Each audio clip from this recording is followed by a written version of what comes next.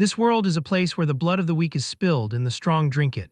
A deer grazes peacefully on the herbs in a dense forest. Hidden in the foliage, Johann aims his bow while his instructor whispers for him to stay calm.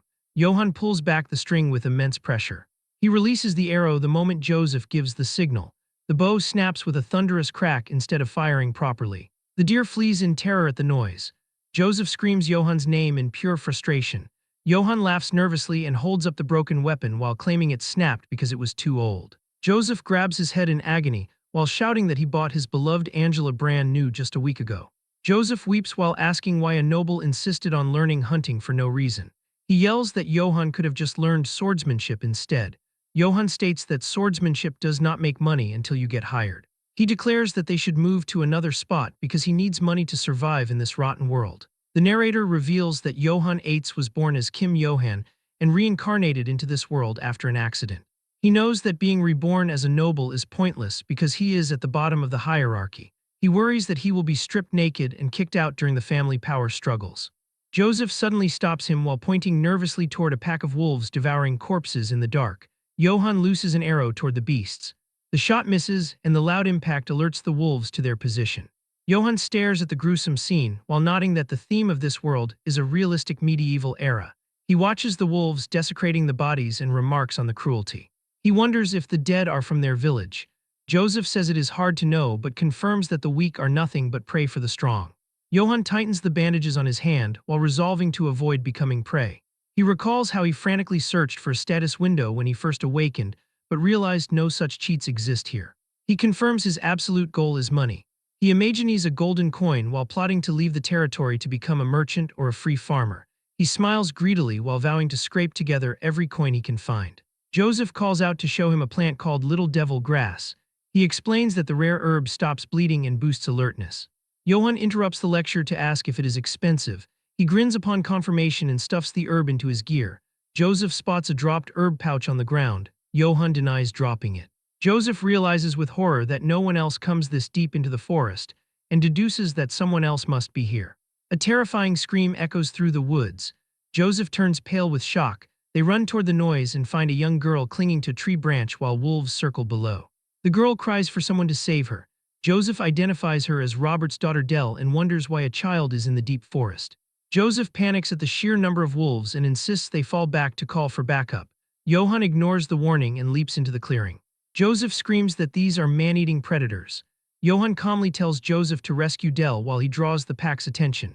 Joseph is stunned that a noble would offer himself as bait for a mere commoner. Johann grins while realizing this place is a goldmine filled with at least 10 wolves. He laughs while calculating the fortune he will make from selling their pelts.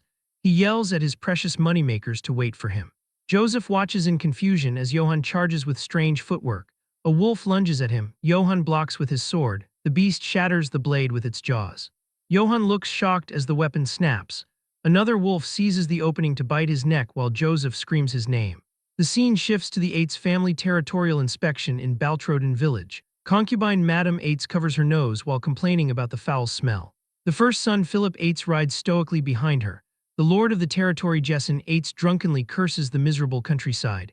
Philip apologizes while reporting that Johann is absent from the procession. He asks if he should send soldiers to find the brat. Jessen yells to forget about the dimwit and claims he does not care if Johann dies somewhere like his wretched mother. Jessen halts his horse before a strange pile of straw stacked at the village entrance.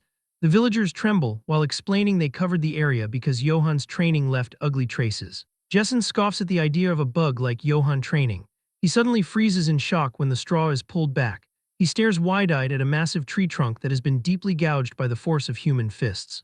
Back in the forest, Johann blocks the fatal bite with his wrapped forearm. The wolf realizes its fangs cannot penetrate his arm just as he kicks it away. Johann admits that fighting with a sword is not his style. He assumes a brawling stance and invites his adorable moneymakers to attack.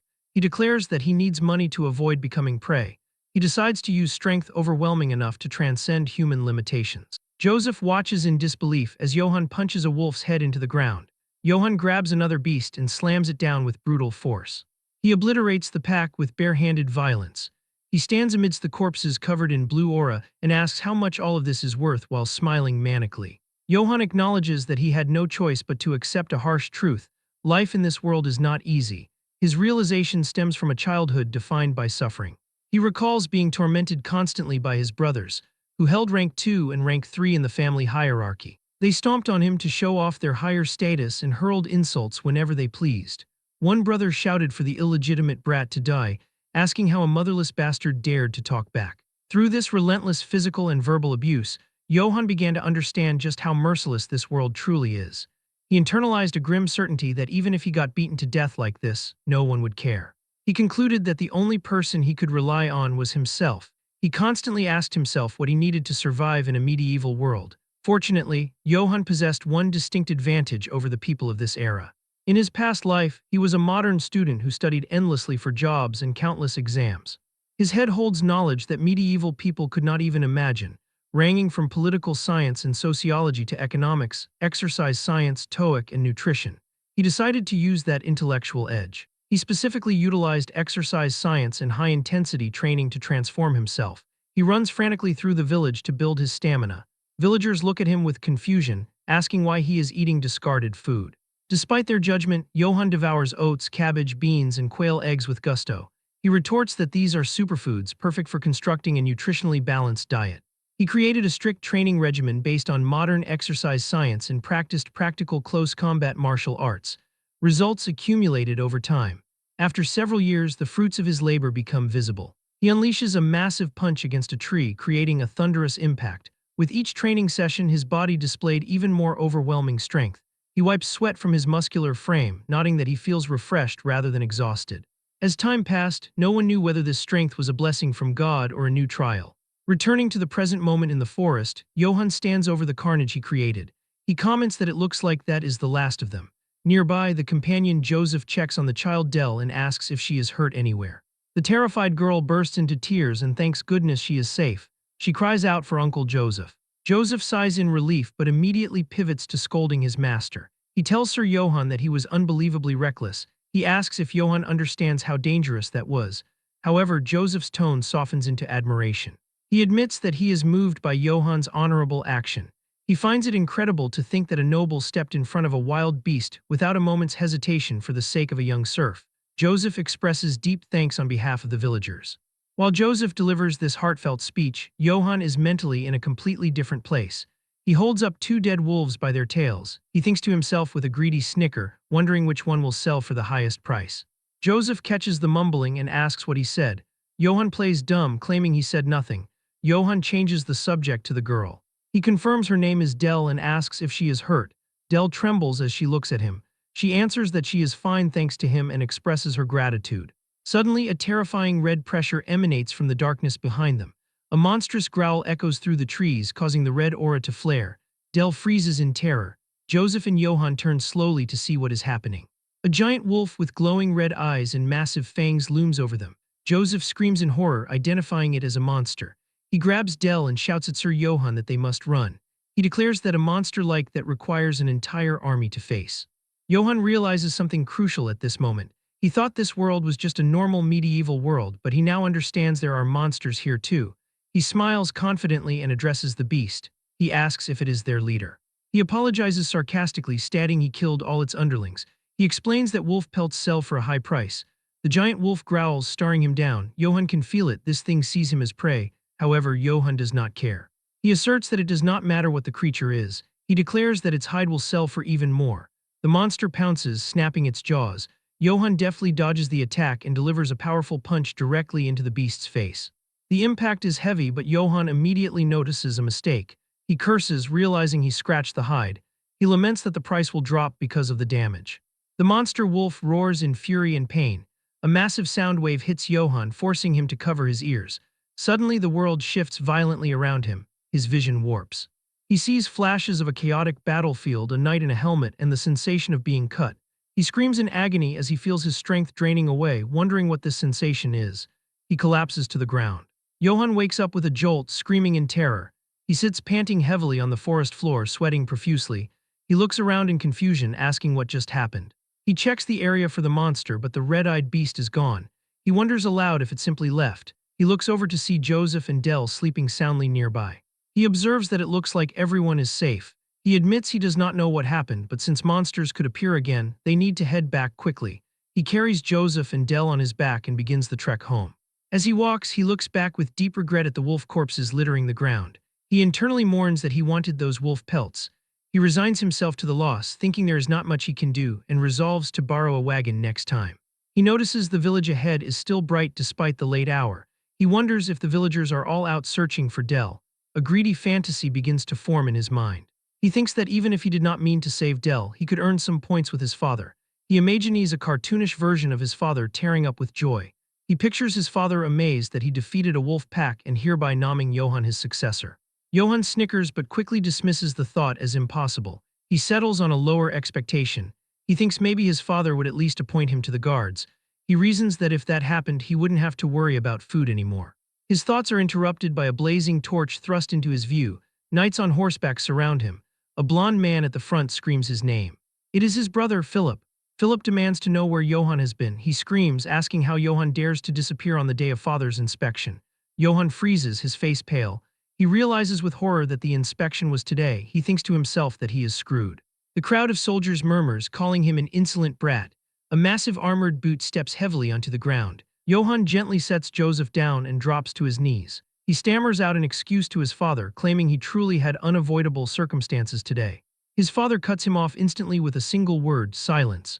The large man draws a massive, ornate axe from his back. He glares down with furious eyes. He asks how Johann dares to ignore him. He threatens that he will crack open Johann's insolent head for this disrespect. Johann internally curses, realizing he is stuck listening to insults right after barely making it back alive. He fumes about the wolf pelts he failed to collect, lamenting how hard his life is. However, a manipulative thought crosses his mind. He decides to stop wallowing and instead create an opportunity out of this disaster. He pivots to ultimate ass-kissing. He screams that he was not absent from the inspection on purpose, but was late because he was saving people from the forest. Suddenly, a villager screams the name Dell. The frantic father rushes through the crowd. He embraces his daughter, thanking God she is all right. He sobs openly, saying he searched for her everywhere and is just so glad she is safe. Johann seizes the emotional momentum. He gestures dramatically to the weeping family. He yells to the crowd to look at this scene. He explains that Dell was surrounded by a dozen human-eating wolves in the woods. He declares that he fought to save the child and defeated the wolves. The villagers gasp, whispering in shock and admiration. Johann continues his speech with knightly flair. He admits he was unable to participate in the inspection, but claims he believes he did his duty as a son of a knight household. He bows to a perfect 90-degree angle before his father. He asks his father to forgive him just this once. He vows to continue doing his best for the safety of the estate. Then he pushes his luck. He mutters greedily, suggesting it would be great if his father could also give him the guard captain position. Philip winces in irritation. Johann internally grins, convinced that was perfect PR for himself. He thinks that if he were the interviewer, he would have hired himself right away. His father bursts into laughter. He mocks Johann, calling him the dear precious future guard captain. However, the laughter cuts off abruptly. The father asks where these wolves are. He scowls, stating he does not expect Johann to believe him without any proof. Johann panics internally. He insists he is not lying and even met the great dark wolf. His father screams silence. A massive roar of fury erupts from the large man. He demands to know how Johann dares to lie to him. He threatens to rip that mouth of Johann's open. Johann changes tactics. He asks if his father wants a duel or something. He offers to prove his skills right now. Johann internally admits he doesn't want to fight his dad even if he hates him, but sees no choice. His father grins menacingly and agrees. The large man accepts the challenge to see how skilled Johann really is. He orders Johann to raise his sword. He stipulates they will duel using nothing but a weapon. Johann freezes. He curses internally, realizing his father never taught him how to use a weapon. Johann stands awkwardly. His father demands he unsheath his sword. Johann looks down at the broken handle of his blade and can only let out a weak noise. His father calls him a piece of shit. He orders Philip to lend Johann his sword. Philip reluctantly agrees. Philip steps close to hand over the weapon. He whispers urgently to Johann. He advises him to beg for forgiveness now, stating it is the only way to make it out alive. Johann ignores the warning. He retorts that begging isn't an option because he didn't do anything wrong. He grabs the sword and declares that a man doesn't run away. He pushes past Philip. He tells his brother to move. Johann steels himself, hopping to learn from this duel. He reasons that if he shows the people here how skilled he is, even his father will have to acknowledge him. He prepares to prove his worth. A monstrous red aura suddenly explodes around the father. Johann stares in horror, wondering what the hell that energy is. His father attacks. The sheer force shatters Johann's borrowed sword upon impact. Johann groans in pain as debris flies. His father strikes him, accusing him of being a parasite. He delivers a heavy blow to Johan's guard, screaming about how Johan dares to insult him. Philip and the villagers watch in terror. A villager whispers that the Lord is serious and really means to kill Johan.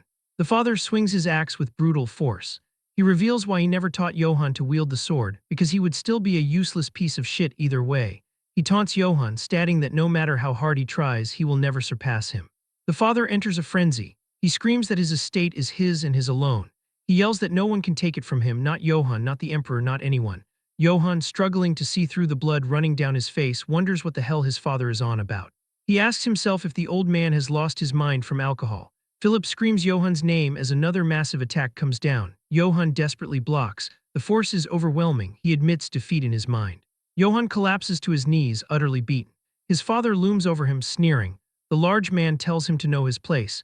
He vows that if he ever sees Johan again, he really will bash his head in. The father stalks off into the darkness, leaving Johan kneeling in the dirt. The crowd remains silent until one voice whispers Sir Johan's name.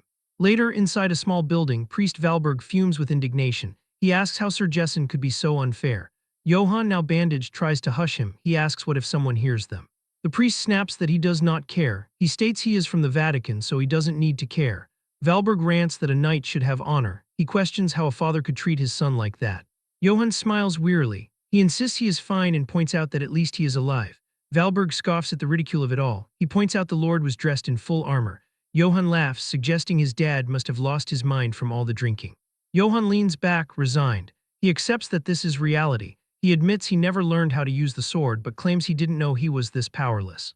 Valberg offers perspective. He notes that Sir Jessen has been in many battles. He explains the Lord inherited family techniques and has experience. He concludes it only makes sense that Johan lost. He recounts a story about Sir Brits in the next estate over. He says Brits killed 300 serf soldiers on his own. Johan is shocked. He exclaims that killing 300 on one's own is amazing. Johan lies on a table, reflecting. He admits technology is important. He confesses he thought he could easily defeat his drunkard of a dad because he fought off a huge black wolf. Valberg stops abruptly. He asks with wide eyes if that is true. He asks if Johan really saw a black wolf in the forest. Johan sits up, confused by the reaction. He confirms it, adding that Joseph and Del saw it too. Valberg covers his mouth, muttering, "Oh dear God." Johan asks why. Valberg pulls out an old book. He explains that ever since long ago, black wolves have been seen as taboo. He states the priests call them an omen of death. He reads from the book, saying according to century-old stories, black wolves come bearing death and blood. Johan listens with a skeptical expression. He says he doesn't believe in stuff like that. He rationalizes that maybe the wolf was a premonition of his duel with his father. Valberg agrees that maybe that is so. However, the priest forces a smile. He tells Johan not to worry. He assures him the stories are just old tales. He suggests that perhaps God is helping Johan since he is a good person who puts others above himself. Johan freezes. He wonders to himself, me. He admits internally he just wants money. Meanwhile, near the Eights estate in the Brits barony, chaos reigns. Flames consume the night. People scream for help. A soldier brutally slashes a fleeing civilian. A woman begs for her life before being cut down. Blood sprays across the ground. A motionless hand lies in the dirt. An armored soldier stands over a corpse. He asks why they try to run away, nodding they are going to die either way. The soldier remarks that this is sure cruel. He mentions killing everyone in the estate and burning all the bodies. He immediately dismisses the thought, saying who cares. He declares they just do their work and get their gold. In front of a burning building, a mercenary approaches a large, cloaked figure. He addresses Sir Karamov. He reports that the mercenaries have finished cleaning up. He hands over the seal ring of the Brits family. Karamov takes the ring in his armored gauntlet. He crushes it effortlessly. He grumbles that he had high expectations because he heard Brits killed 300 serf soldiers on his own. He notes Brits didn't even last 2 attacks. He sneers that the man is not even worth being called a toy. Karamov introduces himself. He is the sword of the Holy Empire. He is His Imperial Majesty's proxy. He is the recollector of seals. He decrees that he will punish all corrupt nobles as His Imperial Majesty wishes. He addresses the army of soldiers standing before him amidst the fire. He declares that all who are with the Emperor will be rewarded infinite gold and honor. He raises his fist.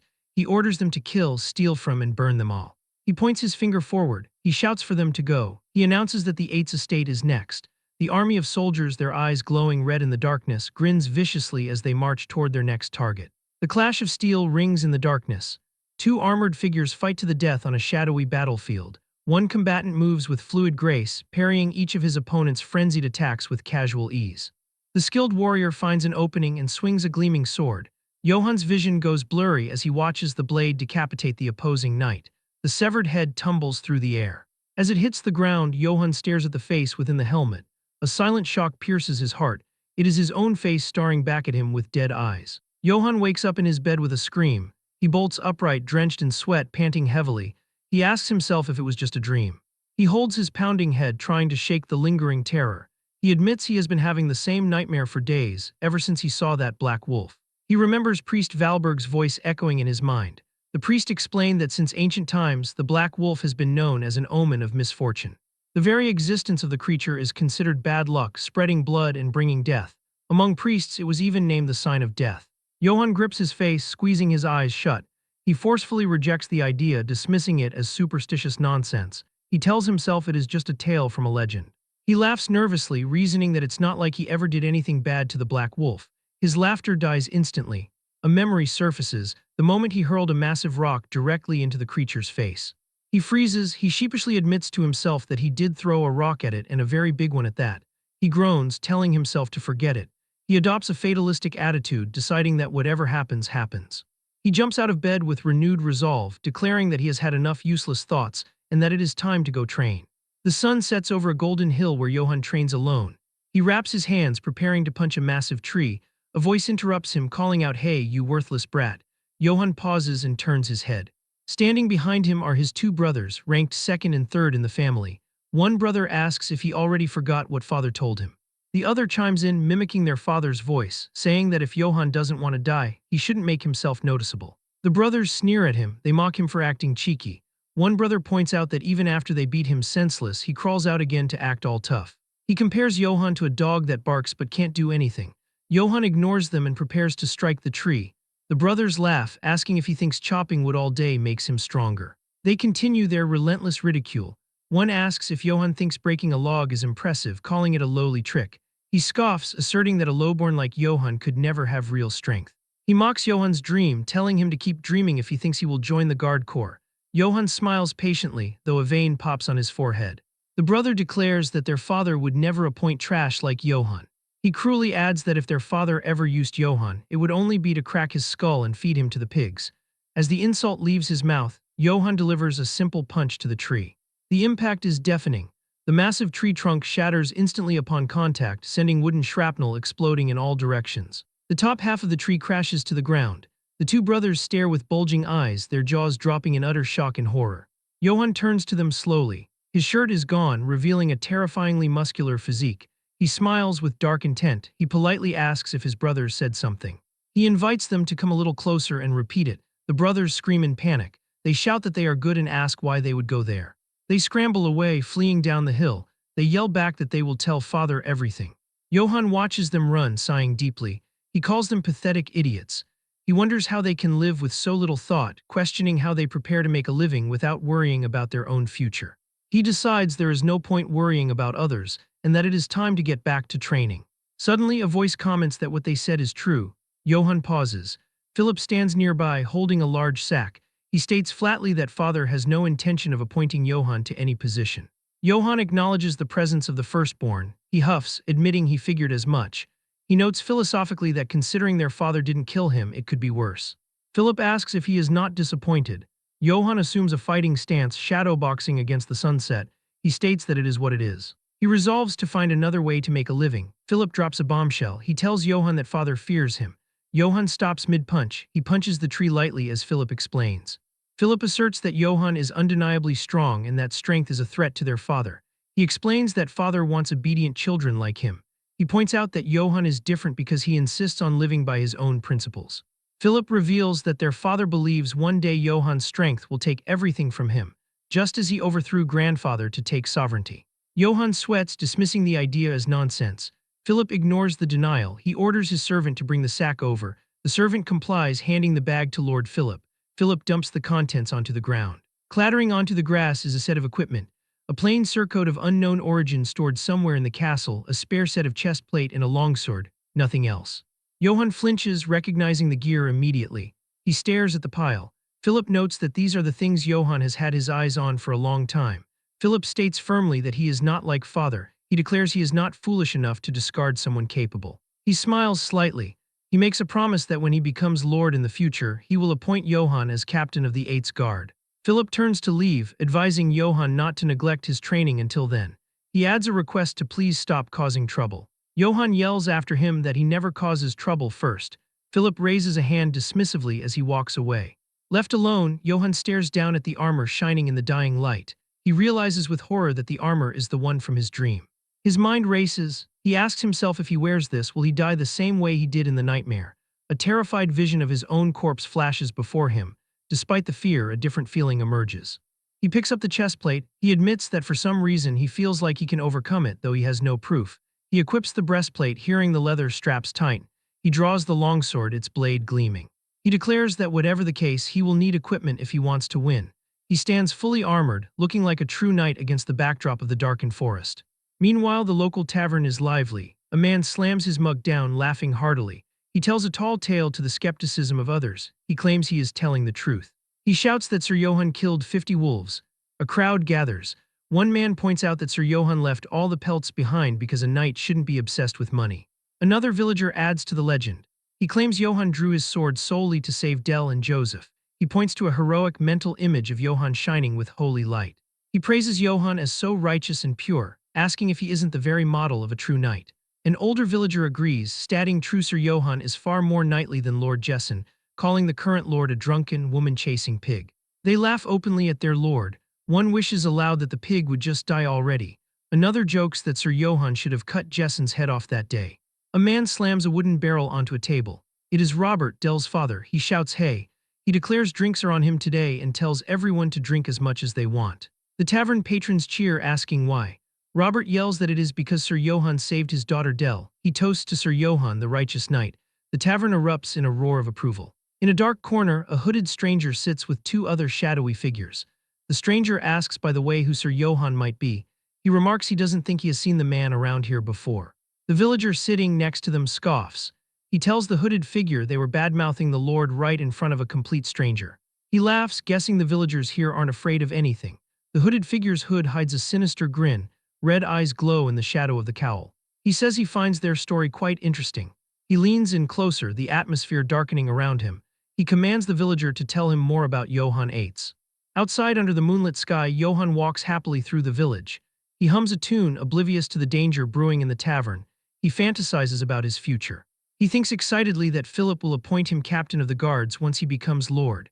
He celebrates that his golden road has finally arrived. He thinks fondly of Philip, nodding he never thought his brother could be depended on. Johann stops. He spots a figure sitting slumped against a building. He squints, confirming it is definitely a drunk man. He decides right then that a future captain of the guard can't just ignore a drunk citizen. He approaches with a cheerful smile. He calls out Sir, warning him that if he sleeps here he will catch a cold. Johann offers to escort the man home. He leans down, still smiling. The man remains silent. Johann pauses, sensing something wrong. He notices something cold pressing against his neck. His eyes widen as he realizes a knife is held to his throat. The smile vanishes from his face. He freezes, thinking what? Panic sets in as he internally screams, what the hell? In a fleeting moment, the man attacks with a dagger. Johann cannot see the attack coming. He groans, wondering in panic about the attacker's identity. He asks himself who he is. He wonders if this could be an assassin sent by Jessen. However, he rules out the idea that his father is behind the attack. He reasons that if it were Jessen, he would have come to kill Johann himself. He then wonders in terror if the madam was the culprit. He also rules out his brother's involvement, thinking Philip would not do this. He realizes he cannot guess who sent him. He screams at the man, asking what he wants. He thinks it is about money. He shouts that if the man is doing this for money, he will give him everything he has. He begs him to let him go. He thinks to himself, however, that in reality he does not have a single coin. The attacker replies coldly that if it is money, he has more than enough. This increases Johann's confusion and terror regarding the real motive. The attacker stops suddenly. He addresses him by his full name, Johann Eitz, and declares he will ask him a question. The attacker threatens that if his answers are not to his liking, he will slit his throat right there. Johann stands stunned by the strangeness of the situation. He wonders to himself about the madness of this person threatening his life with a question out of nowhere. Facing this question, he tries to compose himself. He summons his past experience making it to round 2 in a major corporation interview. He decides to answer perfectly and survive. The attacker announces that they shall begin. The young man prepares for the confrontation, thinking, all right, bring it on. The attacker surprises Johann with a strange comment. He points out that he has a good body. He remarks that it is hard to believe he is the son of that pig. He asks suspiciously if he is truly Jessen's son. Johann freezes from shock and confusion. He cannot believe this is the question determining his fate while the man holds his life in his hands. He curses his luck, wondering what he is supposed to say. He stammers out his answer. He says that sometimes a lion can be born from a pig's bloodline. A heavy silence prevails where the attacker shows no reaction. Johann worries, thinking he answered wrong and might die. Suddenly, the attacker explodes in loud, hysterical laughter. He declares that the answer is quite to his liking. Johann smiles and asks him to please release him in that case. The attacker refuses immediately, saying no. With a demonic look, the attacker announces to Johann Eitz that he is now his. Johann stands dumbfounded. He does not understand the meaning of these words. It turns out this man is Kegel. He is the Empire's greatest assassin and the Nisos Guild's poison master. He perfected his swordsmanship through countless assassinations. Because his movements resembled a serpent's, he later came to be known as the Venom Serpent. However, even he had problems. He could not find a successor to inherit his swordsmanship. He searched everywhere, even within the Assassin Guild itself. Sadly, he found only worthless insects lacking qualifications to succeed him were all he found. He remembers moments watching trainees fall before him. A few showed potential, but they strongly refused to learn assassin skills. They preferred to die here instead of tarnishing their honor. More than 30 heirs of knightly families died at Kegel's hands. All chose death in the name of honor rather than accepting his training.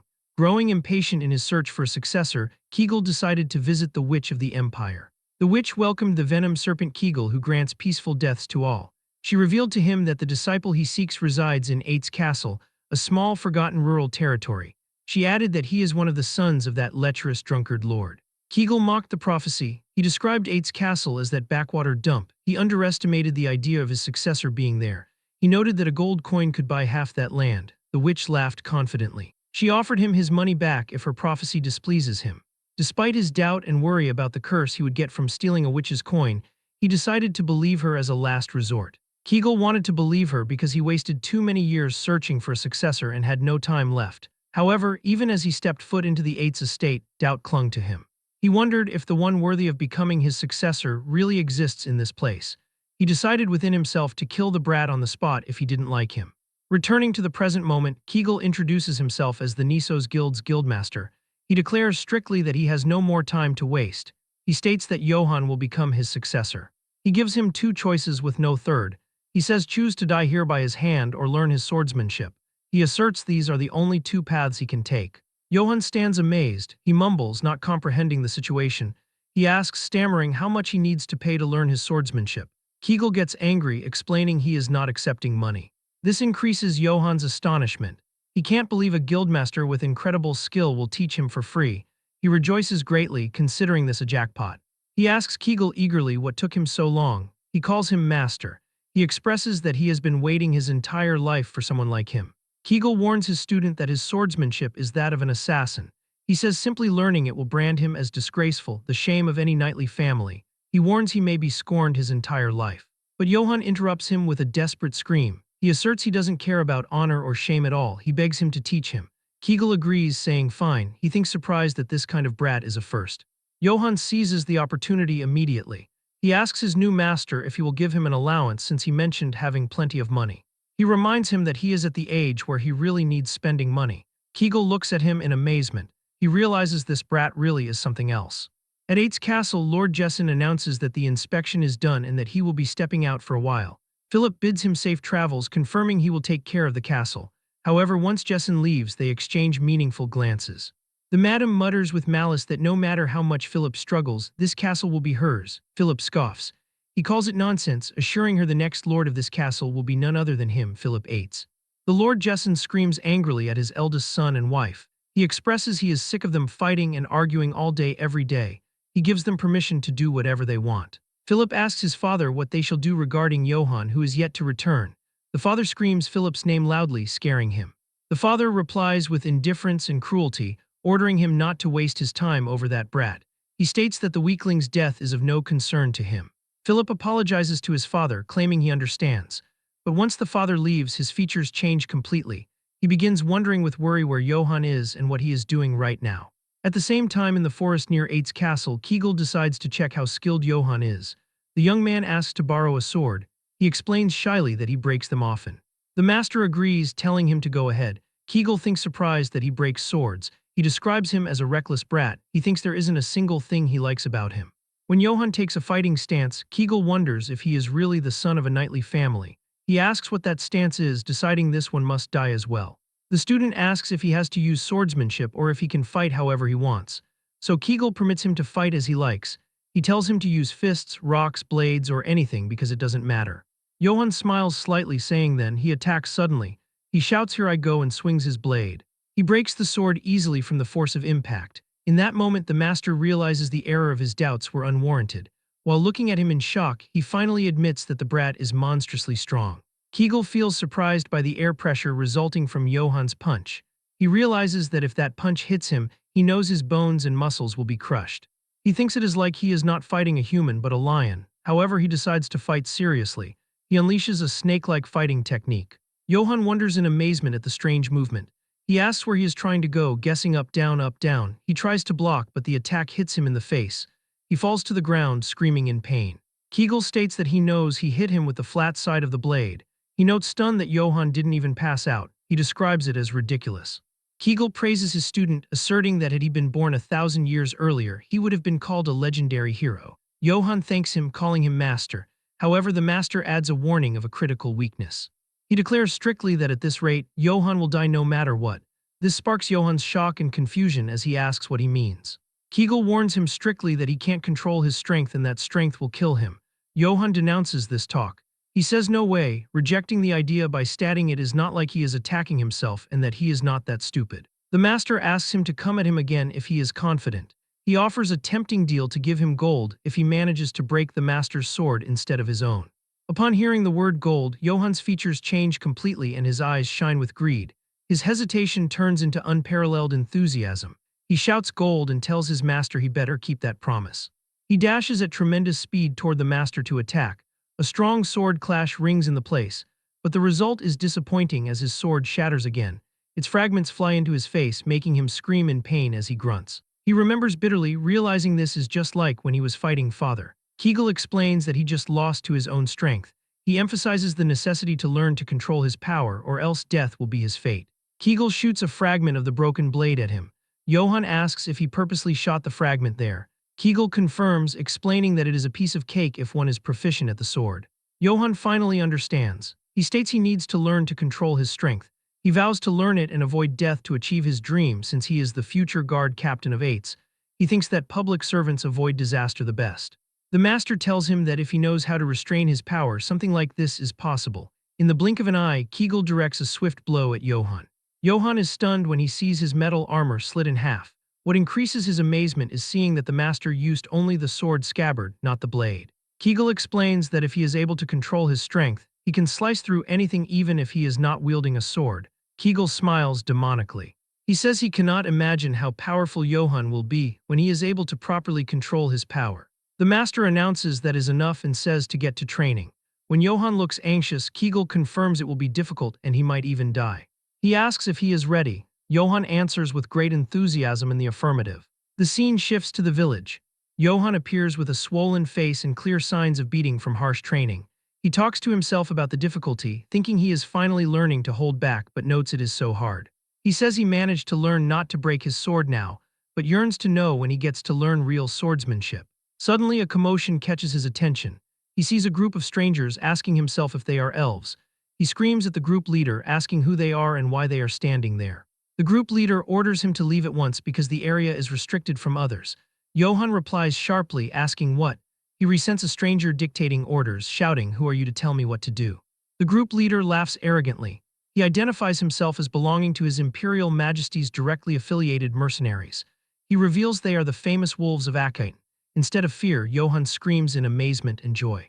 He shouts that he wanted a job too. He asks about the pay. One guard asks sarcastically if he wants to be one. He explains mockingly that what they get is incomparable to what the guard captain would get. He reveals they get 2 golden coins for just one job.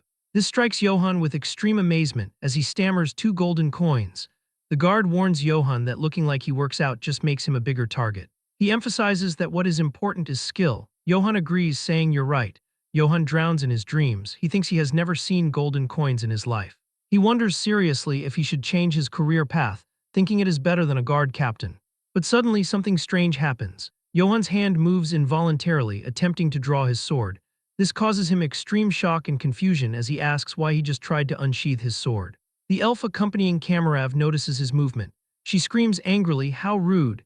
She considers his behavior the height of insolence.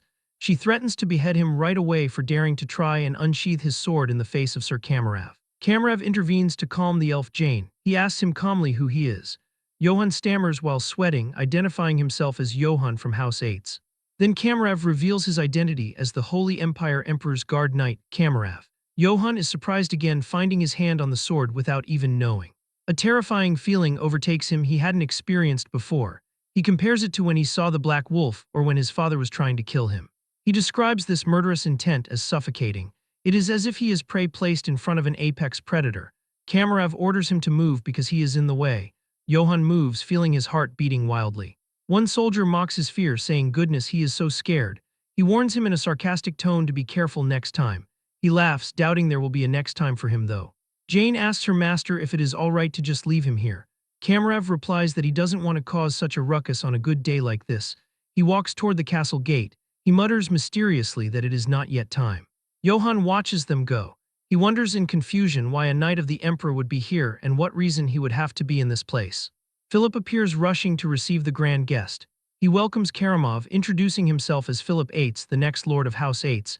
He asks eagerly about the reason for his visit, inquiring what brings him here. The stepmother interrupts, expressing her intense admiration for Karamov. She describes him as unbelievably handsome. She presents her son John as the child who will become the real lord, ignoring Philip completely. She continues flirting with Karamov. She states that if she had known someone as wonderful as him existed, she would have married later. She asks if they should head inside the inner castle. Karamov does not reply to her. She tries to catch his attention again, saying, "Sir Karamov Tilda, are you listening to me?" However, he ignores her completely. Instead, a massive thud echoes as he slams his hand down. He asks sharply, "Where is Jessen?" Philip objects to addressing his father without titles. He states that addressing Lord Jessen like that is improper regardless of his reputation. The madam interrupts him again. She defends Karamov as the Empire's greatest knight. She claims there is nothing wrong with him calling Lord Jessen however he wishes. She announces that as the rightful lady of the house, she will handle his reception. She hints at Philip not to object. Philip looks with malice at the cunning woman. He thinks she is trying to seize an opportunity to push John as the next lord, but Karamov interrupts them with a resounding scream. He slams his fist down and orders them to shut up. He chases everyone away rudely, ordering all of them to get lost. He demands they bring him some alcohol instead. He announces coldly he will wait inside this castle until Jessen arrives. In the dark forest, Johann swings his sword with immense force, creating great air pressure. During the fighting, he remembers the dangerous, suffocating aura he felt when he met Karamov. Kegel watches him silently for a moment. He suddenly screams at him, calling him a fool for his lack of focus. He throws daggers at him. Johann blocks the daggers with great difficulty while groaning. He suffers a slight cut on his neck, appearing extremely tense. Kegel scolds his student. He states that if the daggers he just threw were laced with poison, Johann would be dead. He asks why he isn't concentrating. Johann wipes his chin and admits something feels off. He mentions the knights claiming to be the emperor's personal knights who came to the village. He argues it is illogical for them to shut the gates and control entry in the Eight's territory in this way. He says it makes no sense. Kegel asks coldly what he can do about it, suspicious or not. He explains that Karamov is the emperor's direct knight. He states he is the strongest warrior on the continent and the core power of the Holy Empire. He adds that even the armor he wears is legendary. Johann asks curiously if Karamov is stronger than his master. Kegel pauses. He admits seriously that if he ever had to face Karamov, he would turn around and run without hesitation. Kegel hits his student on the head to silence him. He asserts that results are only known after fighting. He scolds him harshly, describing him as a half-witted brat who doesn't even know the basics of swordsmanship, but is worrying about others while unable to even control his own strength. Johann regains focus. He holds the sword seriously, announcing, "I'll do it." The master sighs and signals him to come. Johann dashes, attacking powerfully. The master's voice rings out, asking him to do it again. The attacks continue with Kegel screaming again, repeatedly. Johann begins wondering in confusion why it isn't working. He notices the master uses only the sword scabbard, not even a real sword, yet he cannot cut it. Kegel explains that is right. He says it is the flow of strength. He advises his student not to swing blindly. He instructs him to transfer the flow of strength and concentrate it at the sword's tip. As Johann swings his sword, he slowly begins to understand what it meant to control his strength. Kegel notices the change immediately. He thinks the dull sound of his sword is becoming sharp. Johann executes a powerful blow different from previous ones. At that moment, he becomes certain that if he tempers everything he learned so far with the proper amount of strength, this is it. Kegel suddenly feels intense fear, thinking this is dangerous. In a fleeting moment, Kegel finds his scabbard cut without realizing what happened. Johann stands amazed. He stares at the cut scabbard. He screams with overwhelming joy, declaring he did it. He claims he has completely grasped the feeling. He laughs, saying it wasn't even that hard. Kegel downplays the achievement, humming that it must have been luck. Johann is surprised by the reaction. When Kegel calls him, he replies affirmatively with a yes.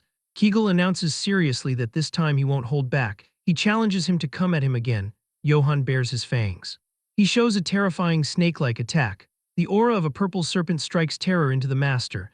Johann manages to knock Kegel to the ground. Johann jumps for joy because he won again. Kegel wonders in confusion what this brat is. He realizes he clearly taught him nothing but how to control strength, yet Johann can freely use the secret sword technique Serpent's Tongue. The master is stunned that he perfectly absorbed a technique he saw briefly on the very first day. He notes Johann is using it more perfectly than he does. The old assassin's experience tells him that unless a miracle happens, Johann has already become someone he cannot defeat. Kegel mutters in amazement, calling him an absurd brat. Johann laughs maniacally, cheering that he learned the technique and secured his meal ticket. Suddenly, Kegel announces his teachings end here. He states he will leave at sunrise. Johann asks disapprovingly, huh? He notes he only just got the hang of using the sword and asks if he is ending it like this. The master assures him he already possesses everything necessary. Kegel admits grudgingly that Johann has become stronger than him in less than a week. He expresses satisfaction as long as his swordsmanship does not vanish and continues onward. He tells Johann to go live his life as he wishes. He tells Johann he has worked hard until now. Johann thanks him sincerely. He asks if he is really leaving. Kegel says yes. Johann asks if it is because he is an assassin. Kegel denies that. He explains no, it's just how he is, never staying too long in one place. Johann seizes the opportunity to ask his master, by the way, do you know anything about ominous signs? He asks about the black wolf. Kegel says yes. Johann mentions he recently encountered it. He tells him about his dream seeing his head cut off afterward. He confesses he thought Kegel was the omen when he first came for his head. Kegel replies that if he had killed him, then that would have been the ominous sign. He explains ill fortune does not arrive in a fixed shape. Before leaving, Kegel offers some advice. He advises finding a weapon suited to his strength first. He notes the need for at least Dana's steel to withstand his power. Johann asks Dana's, what's that? Kegel explains Dana's steel is a metal imbued with magic, existing only as a legendary relic. He adds its method of creation was lost, and it can only be mined from ancient ruins. He states weapons made from it are extremely rare and only a few exist in the entire world. Johann assumes it must be expensive, right? Kegel confirms that even if he saved his whole life, he couldn't afford it. He adds he probably can't buy it with money at all. Johann asks why he recommended it then. Kegel explains he just wanted to tell him to find a weapon that suits his situation. Johann doubts his intentions. He asks if he is hiding true intentions because he is an assassin. Kegel gets angry, asking why he brings up his profession for everything, calling him a crazy brat.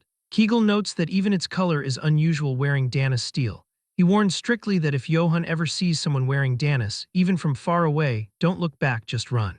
He adds another tip, if he doesn't know his limits, he won't live long. Johann promises to keep that in mind. Johann asks if he is leaving now. Kegel asks Johann to carve his next words deep into his bones. He advises do not fight opponents he cannot beat. He says if it is dangerous, run. But if he must fight, he must use any means necessary and kill without fail. Kegel assures him if he follows this rule, he likely won't die. He looks at Johann and commands, do not die. Johann watches him leave. He remembers the words, if it's dangerous, run. If you cannot avoid it, kill and always survive. He promises Master he will remember those words. At Aid's castle, the madam asks if the alcohol suits his taste. Karamov smashes the cup, saying it tastes like rotten piss. He orders her to take it away. The madam gasps, nodding that was quite an expensive drink. She says it is a shame he didn't like it. She says the only alcohol better than this is in Lord Jesson's bedroom. She suggests moving to a cozy bedroom instead of staying here since he must be tired after his journey. She whispers that Lord Jesson's bedroom is very comfortable. She says she is sure he won't be disappointed.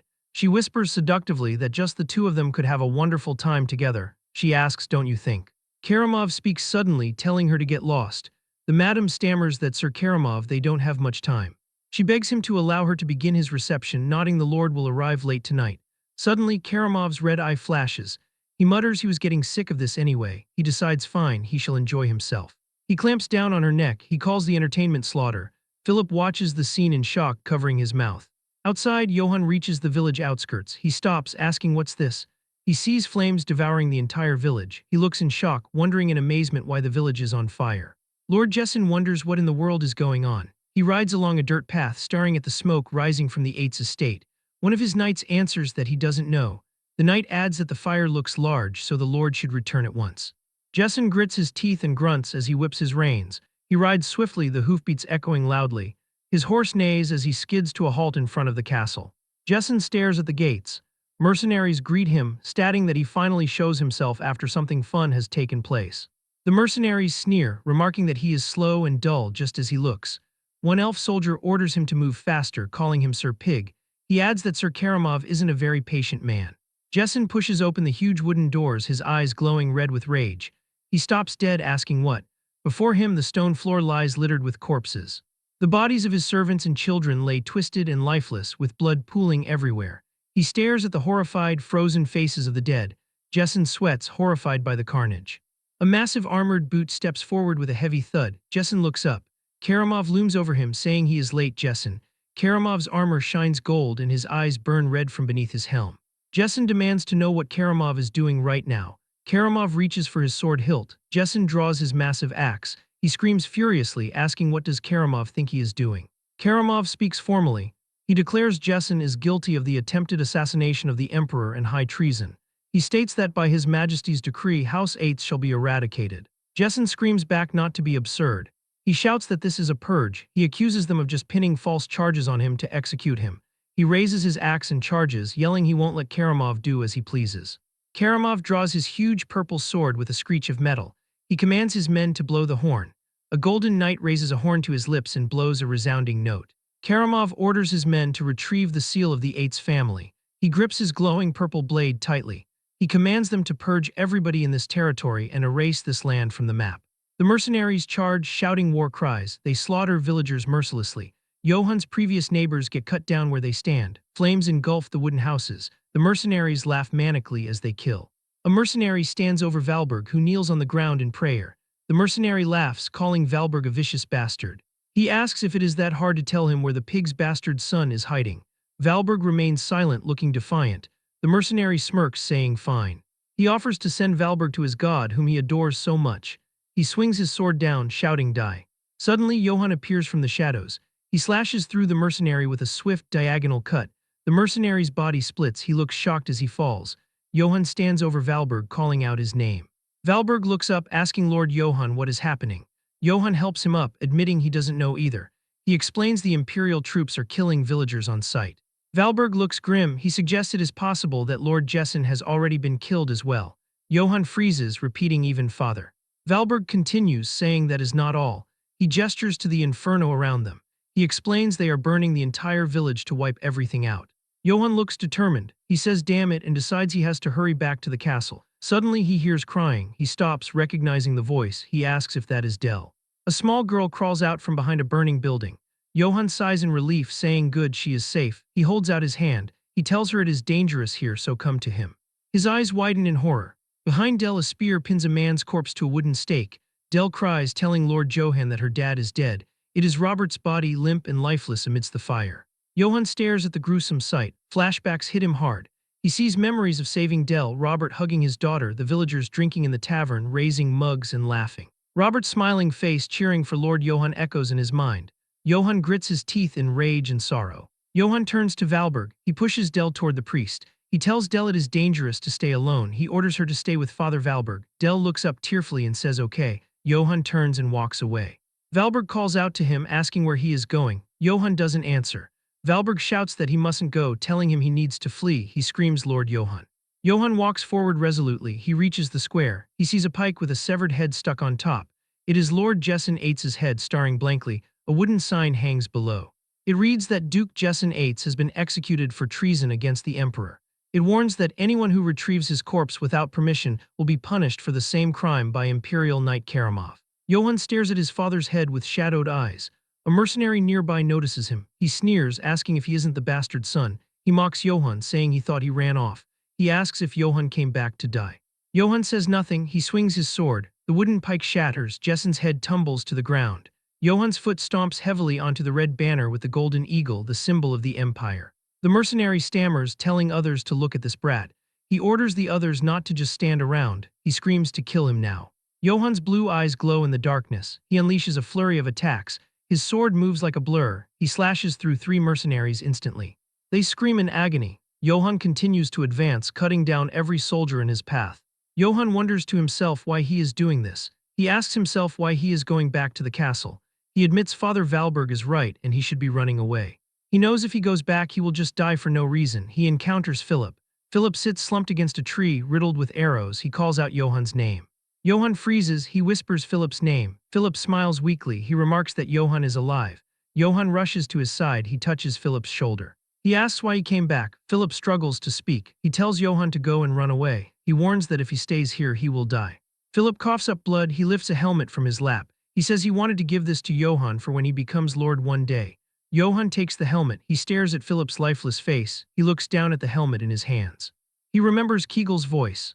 The image of the assassin appears in his mind, warning him to understand the difference in skill level. The advice echoes that if it gets dangerous, run. The opponent is the Emperor's knight. Kegel told him to run without looking back. Johann clutches the helmet. He remembers the second part of the advice.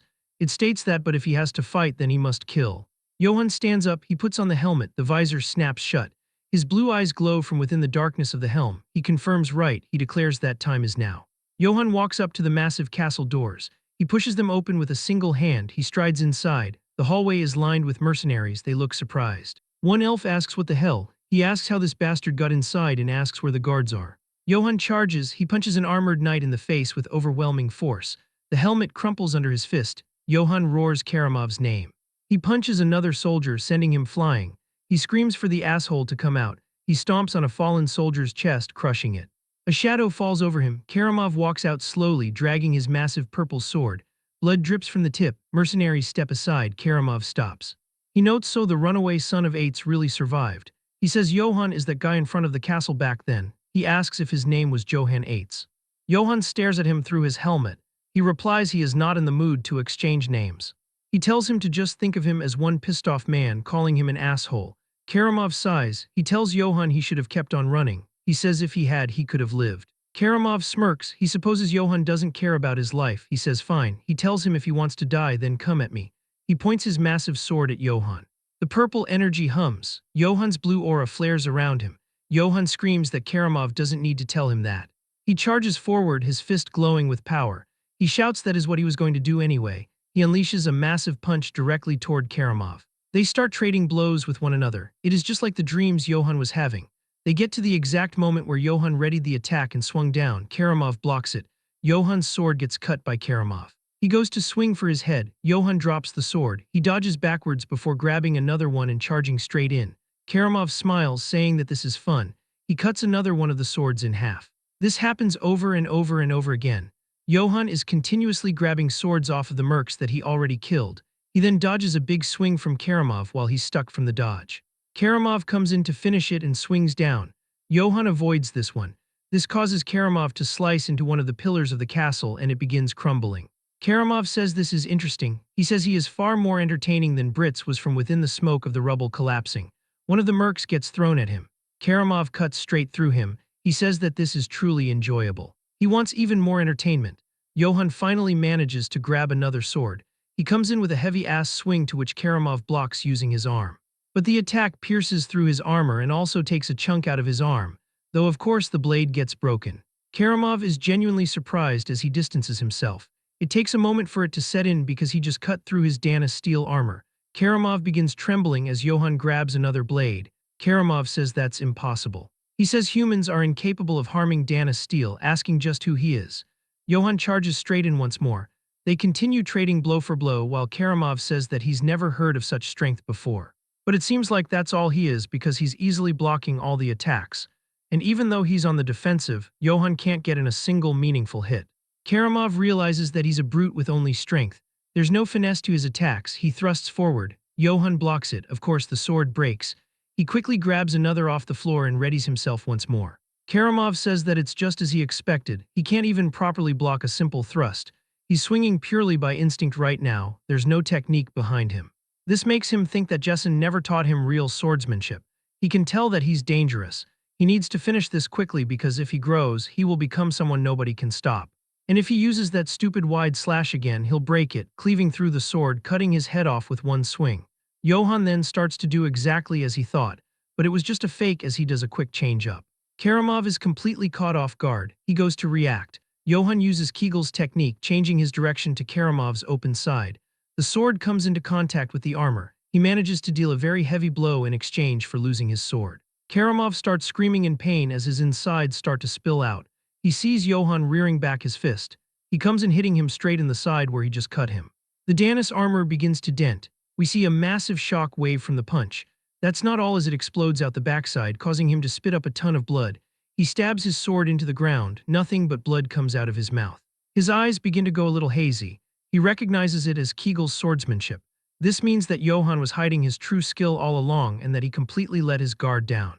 Johann points a broken blade at his throat, while Karamov continues to bleed out from all the internal damage. There is a literal pool of blood underneath him.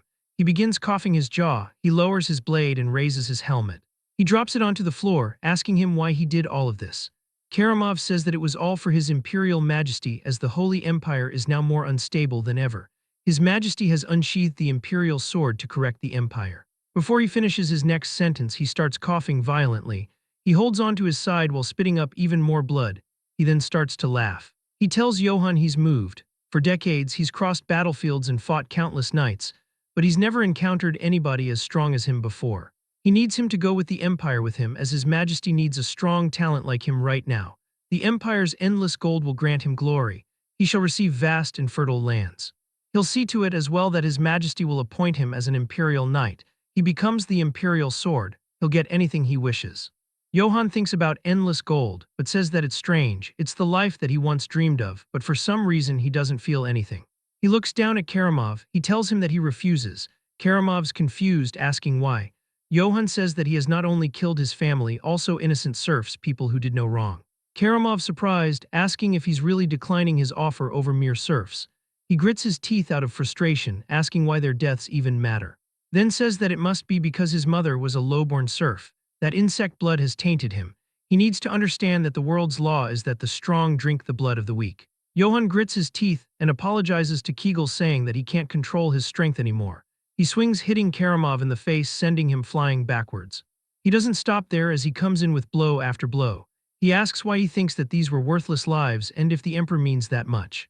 Why they think they're that great to begin with, to the point that they get to judge who deserves to live and who doesn't. The Danis armor begins to start warping on his skull. As blood fills Karamov's eyes, the last sight he sees is none other than Johann.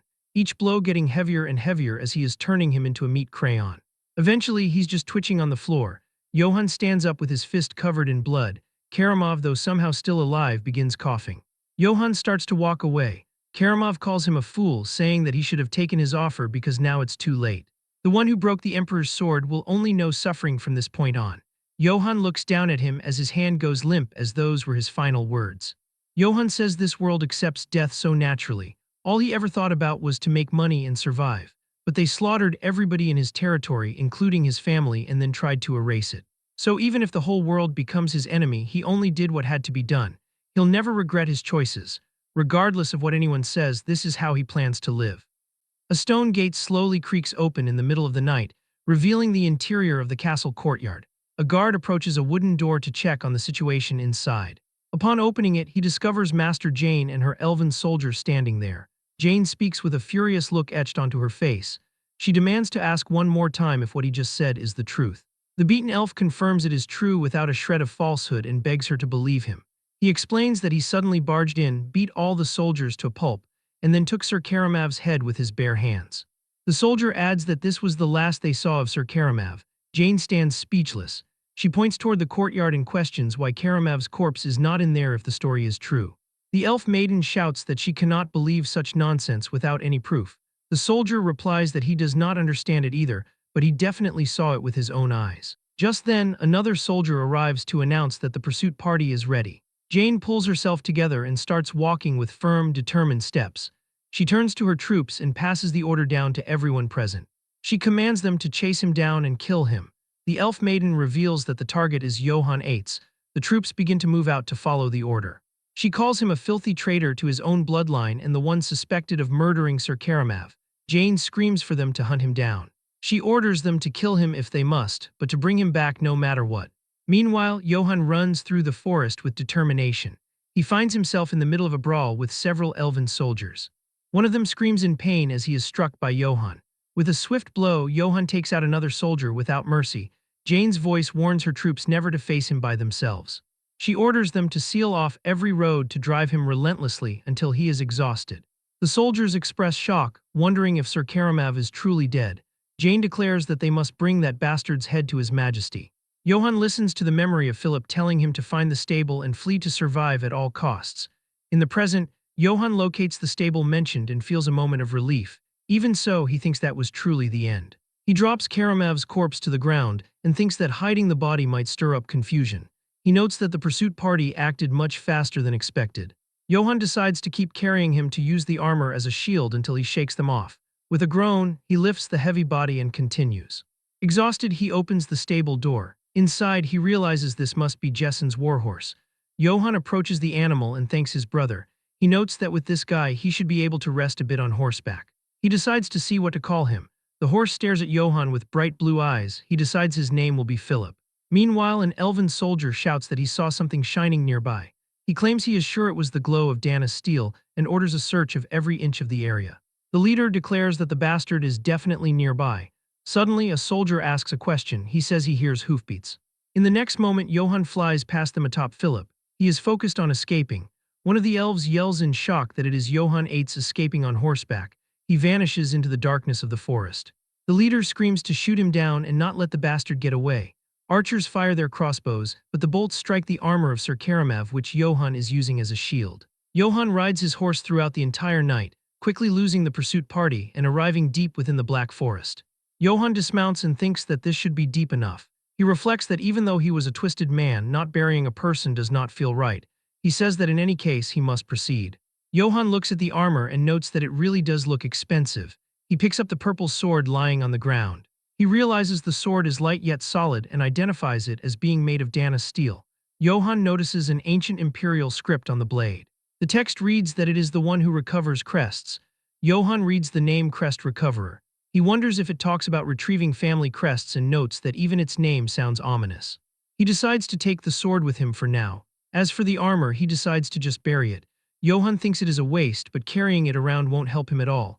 He promises that he will definitely come back for it later. He grabs a shovel and digs into the earth. With effort, he finishes burying the corpse and equipment. Johann rests and wonders if this is good enough. He knows that once word of Karamav's death spreads, the entire empire will go after him.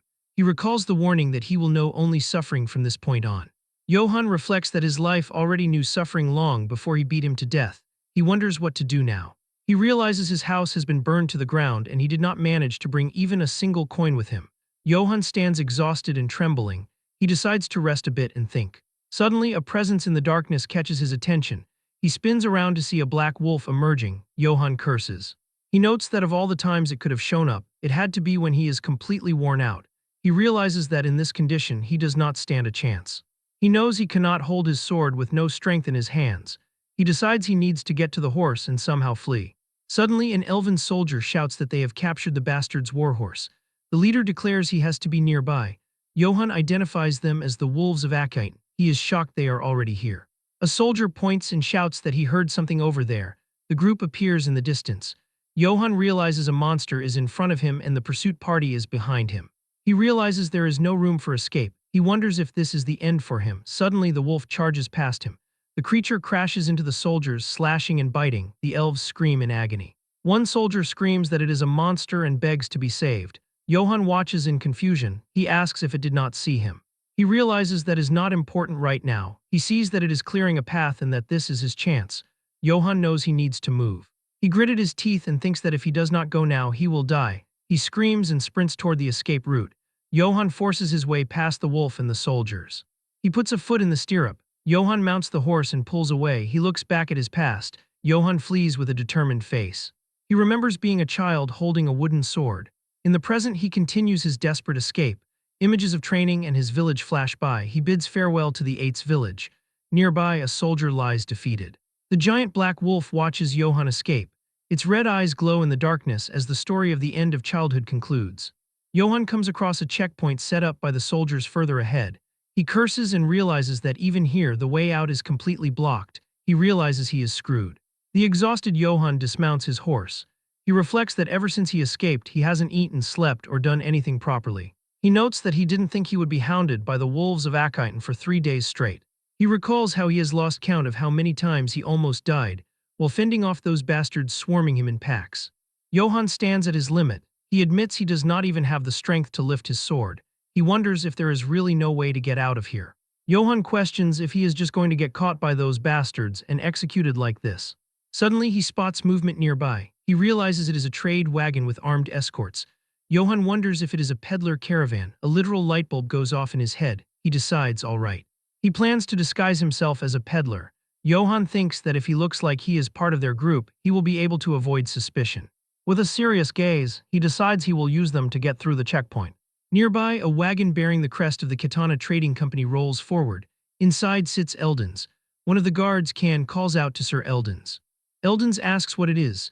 Can reports that up ahead is a heavily armed cavalry. Eldens reacts with a loud what. The terrifying figure of Johann on horseback looms in the road. A mercenary named Can suggests they should prepare for battle. A younger mercenary named Gamson questions the order. Gamson asks why there is all the fuss over one guy on a horse, stating that if it comes down to it, the 9 of them can charge at him and end this immediately. Goran tells Gamson to look closely. Goran points out that unlike them, he is fully clad in armor and riding a warhorse. Can adds that on top of that, he is wearing a plate helmet and a breastplate. Can gestures violently and asks if they see the sword hanging at his waist.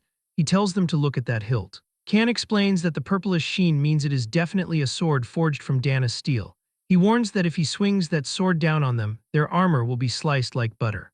Gamson sweats and suggests they could get wiped out if they clash head-on with him. Gamson hesitantly asks if wiped out is not a bit much, considering they have 9 people. Can shouts to get this idiot out of his sight, claiming he cannot think properly because of him. Another mercenary slaps Gamson and tells him to come here, calling him a dumbass. He warns him that if he doesn't know anything, he should just shut it. Eldens orders Goran and Can to get everybody ready so they can attack the instant that man moves suspiciously. He states he will go ahead and check the situation out first. The catfolk warns that when he gives the signal, they must all attack at once. Goran and Can confirm the order. Johann struggles with his horse as Eldens approaches. Can whispers to the group to listen up. He instructs them that once the fight starts, they must knock that guy off his horse first. He adds that after that, they should calmly thrust their swords into the gaps of his armor. Eldens stands before Johann and offers greetings. He introduces himself as Eldens of the Katana Trading Company. Johann is shocked to see a catfolk. He realizes the men are tense. He thinks this is bad and wonders if he is suspicious because of how he looks right now. Johann decides he needs to get him to lower his guard first. Johann wishes that the blessing of the gods be with him. He tells them his name is Johann. He lies that he looks like this because he was attacked by bandits while traveling earlier. He tells Eldens that he need not be overly wary.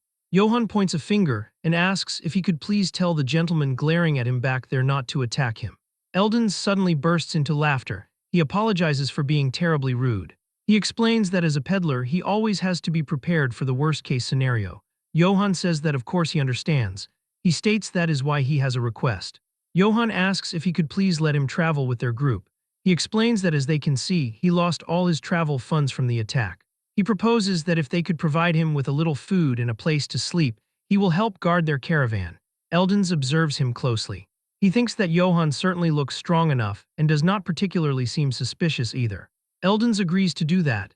He points down the road and states they are on their way to Marseille.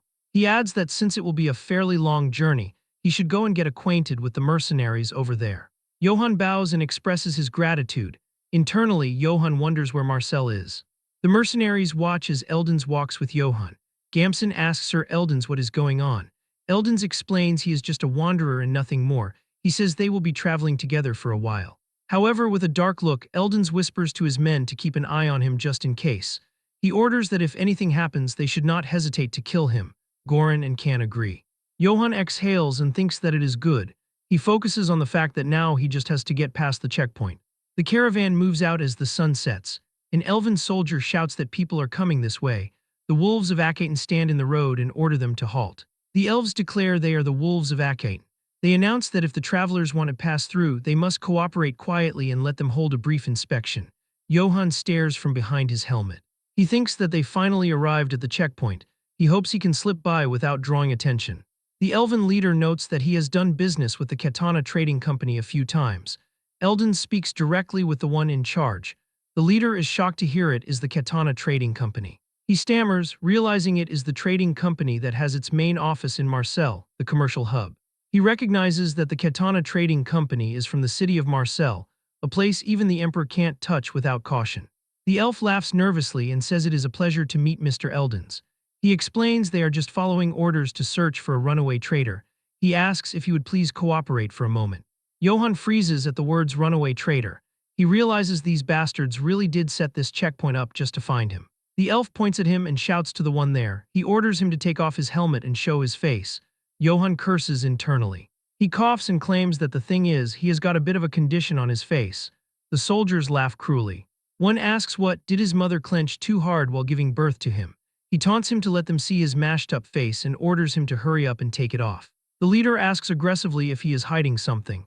Johann stares intensely. He puts his hand on his hilt. He thinks that if it has come to this, he might have no choice but to fight. Suddenly, Eldon screams enough. The mercenaries and elves pause. Eldon steps forward furiously. He asks if they are seriously suspecting the Katana Trading Company. He yells that that is not it, they are simply carrying out imperial orders. Eldon screams at him, asking if he didn't tell him to go bring his commanding officer. Eldon threatens that if they interfere with them any further, he will have no choice but to file a direct complaint to his captain. He emphasizes he will do it at the Marseille branch personally.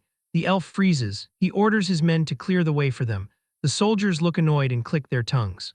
Johann rides past, relieved. A mercenary comments that he got lucky, calling him a sorry bastard. The caravan enters a forest path. Johann thinks that at last he is getting out of here. He rides off into the distance. Later that night, the group makes camp. Goran tells everybody to check their gear one more time. He assigns the night watch to the oldest and newest recruits. Eldon sits reviewing a scroll, humming to himself. He notices Johann. Eldon realizes it is Johann. He tells him that he does not particularly have anything to do so he can go ahead and sleep. Johann stammers a thank you. He lays out his bedroll. He collapses onto it. Johann reflects that he didn't think getting some sleep would be this hard. He grips the cloth and sighs that finally he can rest. Johann falls into a deep sleep by the fire. Deep in the bushes, a sinister figure watches. The mysterious man smiles with sharp teeth and says good. He orders someone to get everyone ready. He declares they will surround them from the hill and strike them all at once. In a dream, Kim Johann listens as a staff sergeant speaks. The narrative takes us back to a time of battalion-level tactical training. He executes a military strategy known as defense in depth, seeking to delay rather than prevent the advance of an attacker. Kim Johann successfully carried out the defense against a large company-sized enemy force with only a small number of troops. Because he displayed outstanding tactical sense and became an example to other service members, he is awarded a commendation and 4 nights and 5 days of reward leave. The battalion commander, Lieutenant Colonel Kim Yibak, hands him the award. Johann salutes and shouts sir with vigor. He smiles and thinks that this is insanely awesome, believing that maybe the army actually suits him since he studied strategy and tactics in advance. But then, the reality sets in.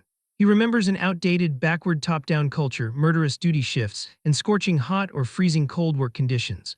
Worst of all, he recalls a paycheck smaller than a rat's tail. In the dream, Johann realizes this isn't it and tries to escape. A giant hand grabs him. The superior officer asks where he thinks he is going with a terrifying smile. He tells Johann he can come in whenever he wants, but he cannot leave as he pleases. Johann screams in despair as he is dragged back. Suddenly, Johann wakes up on his bedroll in the forest. He breathes heavily and asks if that was a dream. He complains that he could not even sleep properly because of that dream of him in the army. Johann rubs his shoulder and notes that his whole body aches. He pauses, sensing something. Under the full moon, a sharp sound cuts through the air. Johann realizes it is an arrow. With a swift movement, he snatches the projectile out of the air just inches from his face. He realizes it is an attack. Johann curses, thinking those damn bastards are after him again. He stands up and thinks that here he thought he made it through safely. He decides he needs to warn the mercenaries first. Johann screams at the top of his lungs that it is an enemy ambush. The story flashes back to 5 minutes before the enemy alert. Gamson and Can are on watch. Gamson complains and asks why they are the only ones getting worked to the bone. He argues that it is only fair to assign that cavalry to sentry duty too. Kan tells Gamson to shut up already. Gamson is confused. Kan asks him if he is telling him to entrust guard duty to some guy they do not even know. Kan lectures him, asking if he has not considered that while they are asleep, that bastard could slit their throats, grab the supplies, and run. Kan warns him that if the only thing he actually matters and he keeps being reckless, he won't be doing this kind of job for long. Gamson stammers. He shouts that he became a mercenary because he did not want to rot away in some backwater village his whole life, because he wanted to live like a real man. He shouts a but, and declares that if he had known the Goran mercenaries were a bunch of idiots who can't do anything against and freeze up because of one armored cavalryman, he never would have joined this crappy party in the first place. Kan snaps. He grabs Gamson by the collar and raises a fist, asking what the hell he just said and if he wants to die. Suddenly, Johan's scream echoes, warning of the enemy ambush. Kan freezes. Immediately, arrows begin to rain down. Kan shouts to get down. He tackles Gamson, shielding the younger mercenary with his own body and shield. The arrows strike the ground around them. Kan realizes the rain of arrows has stopped. He points and orders Gamson to go call the others. Gamson scrambles away in terror, screaming and crying. Kan curses the son of a bitch. Goran arrives with his sword drawn, thanking goodness that Kan is safe. He confirms arrows came flying in and that it is an ambush. Kan looks around and asks where Gamson is.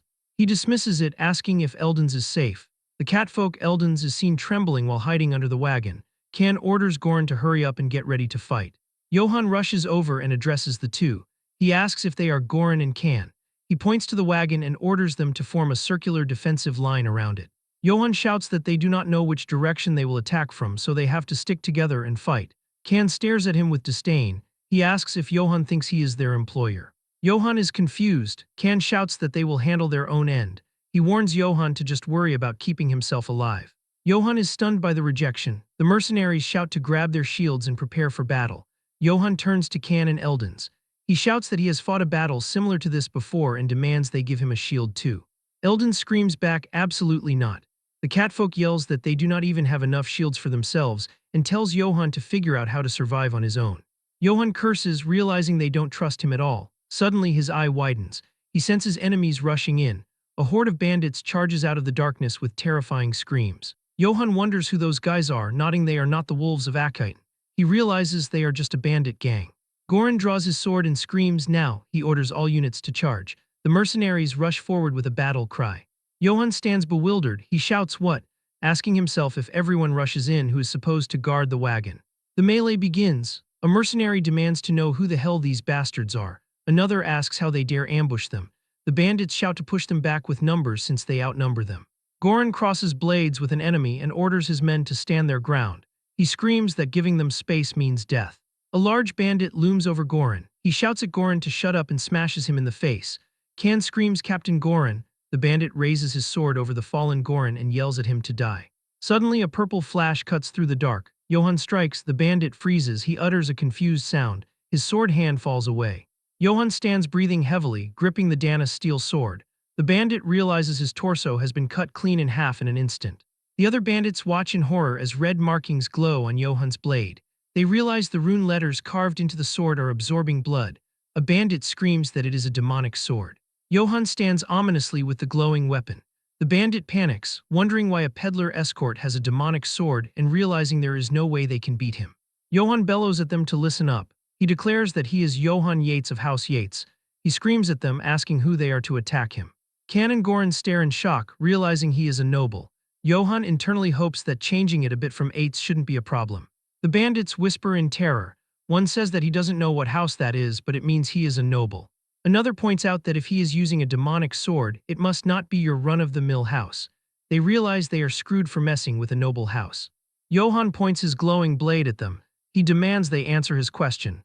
He asks if they will surrender now or if they will meet their end by this sword. He holds the weapon forward, demanding the bastards think carefully. The bandit leader drops his sword. It clatters to the ground. The others follow suit. The leader stammers that they surrender. Johan lowers his sword and sheathes it slightly. He calls out to Goran. Goran stammers a yes, Sir Johan. Johan orders him to bind them. The bandits are huddled together on their knees. Johan turns away, his eye glowing blue. He declares that he may cut down anyone who resists. Johan bandages his arm and stares ahead, leaving Eldons unsure of what to do next. The catfolk whispers about that noble and that he thought he was just a wanderer with good equipment. Goran wonders if there is no way he will hold a grudge because they treated him poorly. He suggests that maybe they should have at least put up a private tent for him. Eldons rationalizes that they let him join when he asked, which surely counts as showing goodwill. He decides he will smooth things over so they should just stay quiet and watch. He greets Johann of House Yates loudly, nodding that he must have had a rough night. Johann acknowledges Eldons simply. Eldons thanks him, stating that he helped protect his caravan. He says he is not sure how he can repay him. He bursts into tears, exclaiming that if he had known he was a noble, he would have lent him a shield. Johann asks what he is talking about. He declares that more importantly, he is glad he is safe. Eldons freezes, asking if he is not going to take compensation. Johann walks away quietly. He stops and turns back. He tells Eldons that by the way, next time lend him a shield. Eldons sweats and bows deeply, promising that next time he will definitely lend him a shield first before anyone else. Johann says good. He then adds that he is thinking of interrogating them and asks if he could get the mercenaries' help. Eldons agrees instantly but adds that now that his status has been revealed, it would put their minds at ease if he spoke more formally. Johann agrees to do that. Johann stands over the prisoners. He kicks one in the back and shouts at the thief to hurry up and move. The bandit groans in pain. Johann glares and asks if he is their leader. He demands to know who they are and why they attacked them. The bandit reveals they are the private soldiers of House Brits. A flashback shows a boar crest burning in flames. The leader explains it was a house that was wiped out. He reveals that a few months ago, House Brits was suddenly attacked on the charge that they supposedly plotted treason against the emperor. He describes how those bastards slaughtered everyone, men, women, children, even the elderly, without any real proof. The leader reveals that the ones who attacked their territory were the wolves of Anicap. Johann is stunned. The leader continues that they resisted desperately, but once the noble executioner joined them, they were defeated and had no choice but to retreat. Goran recognizes the name Noble Executioner. Johann thinks it is probably him. He envisions the red eyes of Karamav, the emperor's hunting dog. The bandit apologizes, saying he committed a crime worthy of death. He explains they never would have expected a noble to be traveling with a trading caravan. He recounts how the imperial army chased them, calling them rebels, and the northerners turned their backs on them, calling them cowardly deserters. The leader bows his head, admitting that although he can't justify banditry, they had to do something to survive. Johann asks if they didn't attack them for any other reason. The leader confirms there was no other reason, stating they only targeted a trading company's caravan because it's expensive. Eldons lunges at the man, screaming, "You damn bastard." He asks if he knows that delivery for trading companies is built on trust. He demands if he has any idea how much damage they suffer because of men like him. Johann grabs Eldons by the collar to hold him back and tells him to calm down. Johann ponders the charge of treason against the emperor. He remembers that when he fought Karamav, he said all of it was for the emperor. Johann realizes that now he gets it. He understands there was never any treason against the emperor to begin with. He sees a vision of the emperor and Karamav. Johann deduces the emperor just needed a pretext to purge the nobles, an excuse to unleash Karamav. He curses Karamav, asking what piece of shit claims it's for the emperor. He declares that guy deserves the most horrible death ever. Johann looks at the bandits and realizes they are in a situation similar to his. He acknowledges they are victims of power. With that said, he notes it's also true they became bandits. He admits he is not sure what to do with them. Goran asks Sir Johann what they should do with them. He tells him to just give the order and they can beat the living life out of them until they spill more. Johann stops him, stating they have gotten all the information they need. Goran says he understands. Suddenly, Gamson shouts that they should then beat them to death. He raises a mace to strike a bound prisoner. Goran blocks the strike with his own weapon. Gamson stammers, asking what he is doing and why he is stopping him. Goran scowls and states they surrendered to Sir Johann, so they don't have the right to punish them. Goran emphasizes that especially Gamson has no right after he abandoned his comrades and ran away. Gamson nervously laughs it off. The bandit leader begs the Sir Knight to please spare them. He swears they will never do anything bad again and asks him to please show mercy just this once. Goran tells Sir Johann that if he says the word, he will execute them immediately. He draws his sword. Johann stands in the sunrise. He orders them to disarm them and let them go. The bandits are shocked, asking if he is seriously letting them live. Johann addresses them to listen carefully. He says he understands their circumstances, nodding they probably haven't done any work other than wielding weapons. However, he warns that even so, robbing caravans is not acceptable. He strikes his chest and declares that he too only learned skills to survive. Eldons is flabbergasted, repeating learned skills. Goran laughs. He points to the prisoners and asks if they think these people refrain from banditry because they don't know how to steal. He points his thumb at himself and says that this guy right here is Goran. He declares he is here because he pays well. Johann laughs loudly. He tells them he is letting them all live, so they must learn skills and find a way to make a living. The bandit leader bows on the ground, thanking the Sir Knight. He promises they won't forget this. Goran tells his men they should get going too. He jokes that he doesn't want to get dragged into anything like this again. Johann smiles and agrees. From a hilltop, the Black Wolf watches the caravan depart. Johann's group decides to stop by a small place known as Rutsbeck village to rest for a while before heading to Marcel. Johann leads his horse through the wooden gate. The village chief announces he has got it, confirming Sir Eldons has arrived. Eldons hugs the village chief, shouting that it's been months. The chief tells him it's nice to see him. He asks if anything happened on the way there. Eldons warns him not to even ask, explaining they ran into a bandit gang on the road. Eldons shivers, stating that ever since the Emperor started going crazy, it feels like the bandits are getting worse. The village chief scolds him, calling him a fool and warning him that if an Imperial faction insider heard him, he'd be in trouble right now for saying that. Eldons laughs it off. Eldons points his thumb behind him and says that still, they were able to transport the goods safely. He credits the noble who traveled with them, praising him as unbelievably brave. The chief asks, "Oh, a noble, huh?" He scratches his chin, nodding that now that he mentions it, a noble came through there a few weeks ago. The chief reveals that it turned out he was just some nobody pretending to be one, so he beat him half to death and chased him out of the village. Eldons facepalms, telling him that he still acts recklessly when he loses his temper. He assures him he doesn't need to worry this time. He praises Johann as brave and very upright, emphasizing that even after he protected them from the bandits, he didn't ask for any reward at all. The village chief is stunned, asking what kind of noble does someone a favor and doesn't shake them down for money. He says that can't be true, but admits this old fox isn't the type to talk nonsense though. He muses that with bandits everywhere these days, simply having that night stay there would benefit their village. The narration explains that in this era a proper knight is strong enough to slaughter an entire mercenary band, making them a great help to public safety. The chief realizes it is perfect timing. He grabs Eldons by the collar and suggests that since they are here, why don't they stay for a few days or actually a few weeks and get some real rest? Eldons pushes back, arguing he can't impose on him. Eldons thinks that though they have the kind of relationship where we shamelessly haggle each other down in broad daylight, this wrinkly baldy is trying to snatch his companion away. The chief laughs maniacally. Eldons wonders where this precious noble of yours is. Meanwhile, Johann sits slumped against a tree in the dark. His stomach growls, he thinks he is starving to death. He worries it looks like he is about to die on the street like a beggar. Goran approaches him hesitantly. Johann asks what it is. Goran holds out a pouch. He asks him to please take this. Johann stares blankly. Goran explains it is the money he seized. He opens the pouch to reveal gold coins, saying they sold off all the bandits' properties and weapons. He notes it is not a fortune, but it's a decent amount. Johann stares at the coins, thinking money. Goran asks if he didn't take any for himself. He reminds him that he is the one who captured them, so of course not. Johann sweats and hums thoughtfully.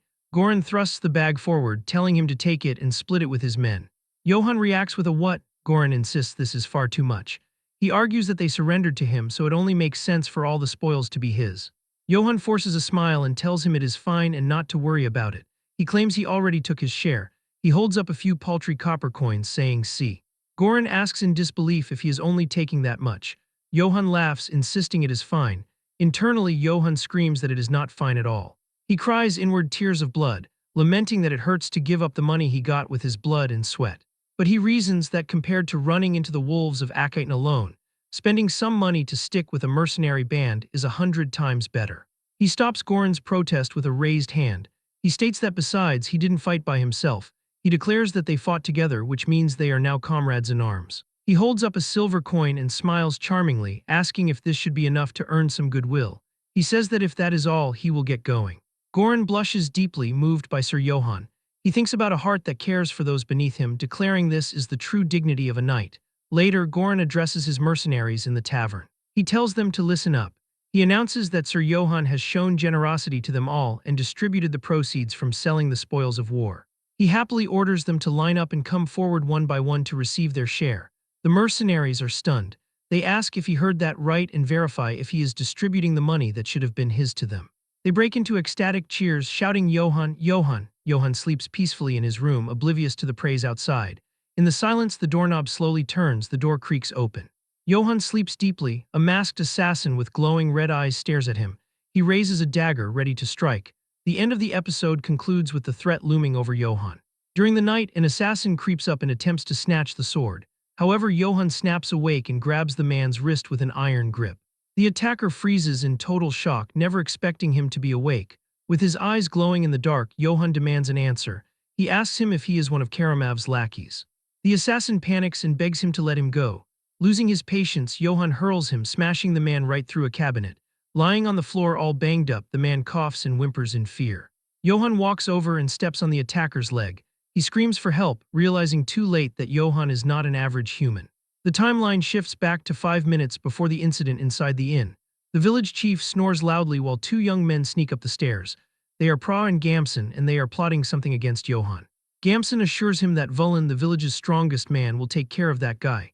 He mentions that Pell, the horse fanatic, is already out there snatching the animal. Outside, Pell is completely blown away by the warhorse and tries to calm it down. Meanwhile, Pra asks Gamson if the noble's sword is really that expensive. Gamson asks Pra if he has ever seen a sword that can slice a person clean in half. He claims he saw that weapon split an armed soldier in two and declares that the knight is nothing without his sword. Suddenly, a loud crash startles them.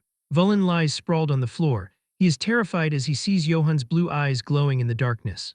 A moment later, Johann drags the man out of the room as he screams for help. Outside in the hall, Gamson stands completely stunned with no clue what is going on. Pra grabs him and asks what is happening. Gamson screams at him to run if he wants to live. He can feel they are screwed and wonders who this guy is. Just then the village chief shows up and demands to know who the two of them are. Without answering, the boys bolt out of the inn. Outside, Pell waits with the horses and notes they are finally here. Gamson yells at him to shut up and hurry. Pell is confused and asks where Vulin is. Gamson shouts that he is dead or is about to be. He orders them to get on the horse now so they can flee. Pra insists he cannot leave without Vulin, but Gamson rushes him, afraid that noble bastard might chase them. Suddenly, a massive explosion rips through the inn. Terrified, the three of them look back, unable to believe their eyes. They see Johann landing on the roof, surrounded by a terrifying red aura. With his eyes glowing, he glares at them with pure fury. On the grim southern outskirts, a hammer strikes a wooden stake with force. Two soldiers finish driving the sign in and confirm that it is solid. The notice warns that by the edict of the Emperor of the Holy Empire, Cardirian Bizelferk, these people are punished for stealing a noble's property. One guard asks what they stole to end up getting hanged. The other reveals they stole just one chicken and 3 eggs from Baron Dvorzub's territory. The first soldier is appalled, asking if they all ended up like this just for something like that. Meanwhile, under the moonlight, Eldon sits in a tavern having a quiet drink. A man reports a problem to Sir Eldon's. He explains that Gamson from the mercenary band got caught trying to steal Sir Johann Yates's belongings. Eldon spits out his tea in pure shock. He curses, thinking this is troublesome since he hoped to sweet-talk Sir Johann into traveling with them to Marseille. He forces himself to calm down, thinking that he has experienced a lot to get where he is and will get through this crisis too. He resolves that he, Eldons, won't die over something like this.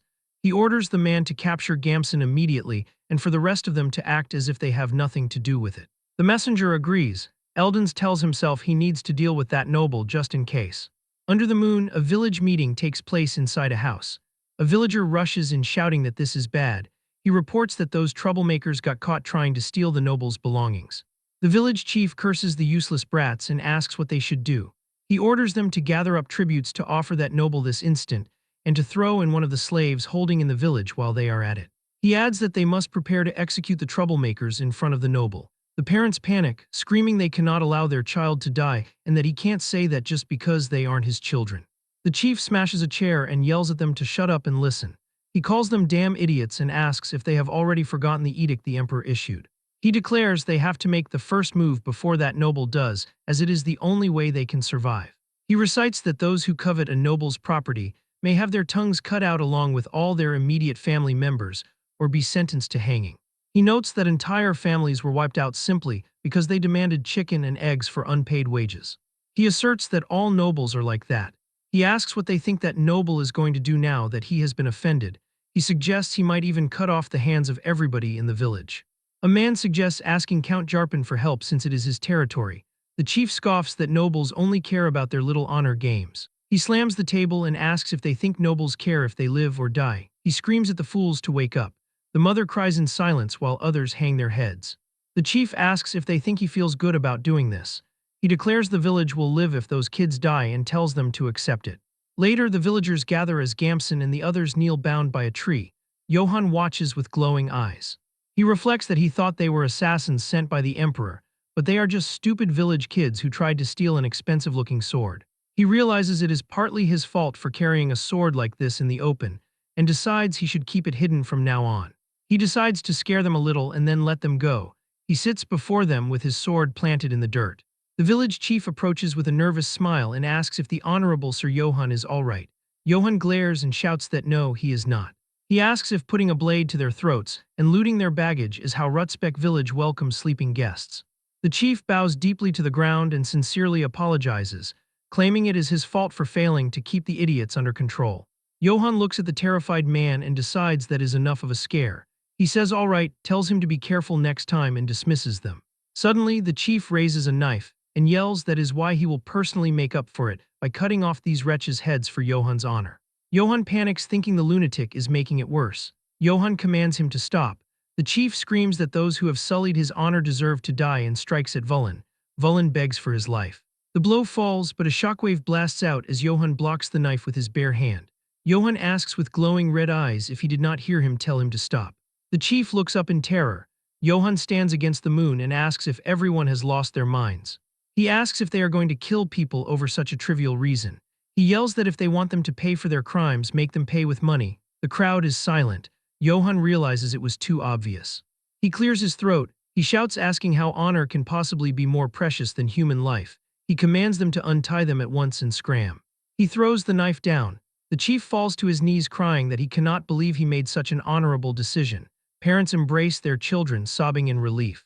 The chief admits he cannot believe such a noble actually exists and mentally apologizes to Eldons for doubting the truth. Gamson apologizes to Johann, admitting he failed to realize how honorable he was and fell victim to a ruse. An elder tells the brats to consider themselves lucky they did not die horribly. Can walks up to Gamson. Gamson spits out a stick and demands he hurry up and untie him already. Gamson curses inwardly, thinking he never should have joined this unlucky mercenary band. Can grabs his head. He tells him to relax his body because that will make it easier for him. Gamson panics, asking what he is talking about. Suddenly, blood splatters across the darkness. Johann hears the sound and turns around in confusion, letting out a puzzled sound. Suddenly, Gamson's life is brutally taken by the mercenary Can in front of everyone.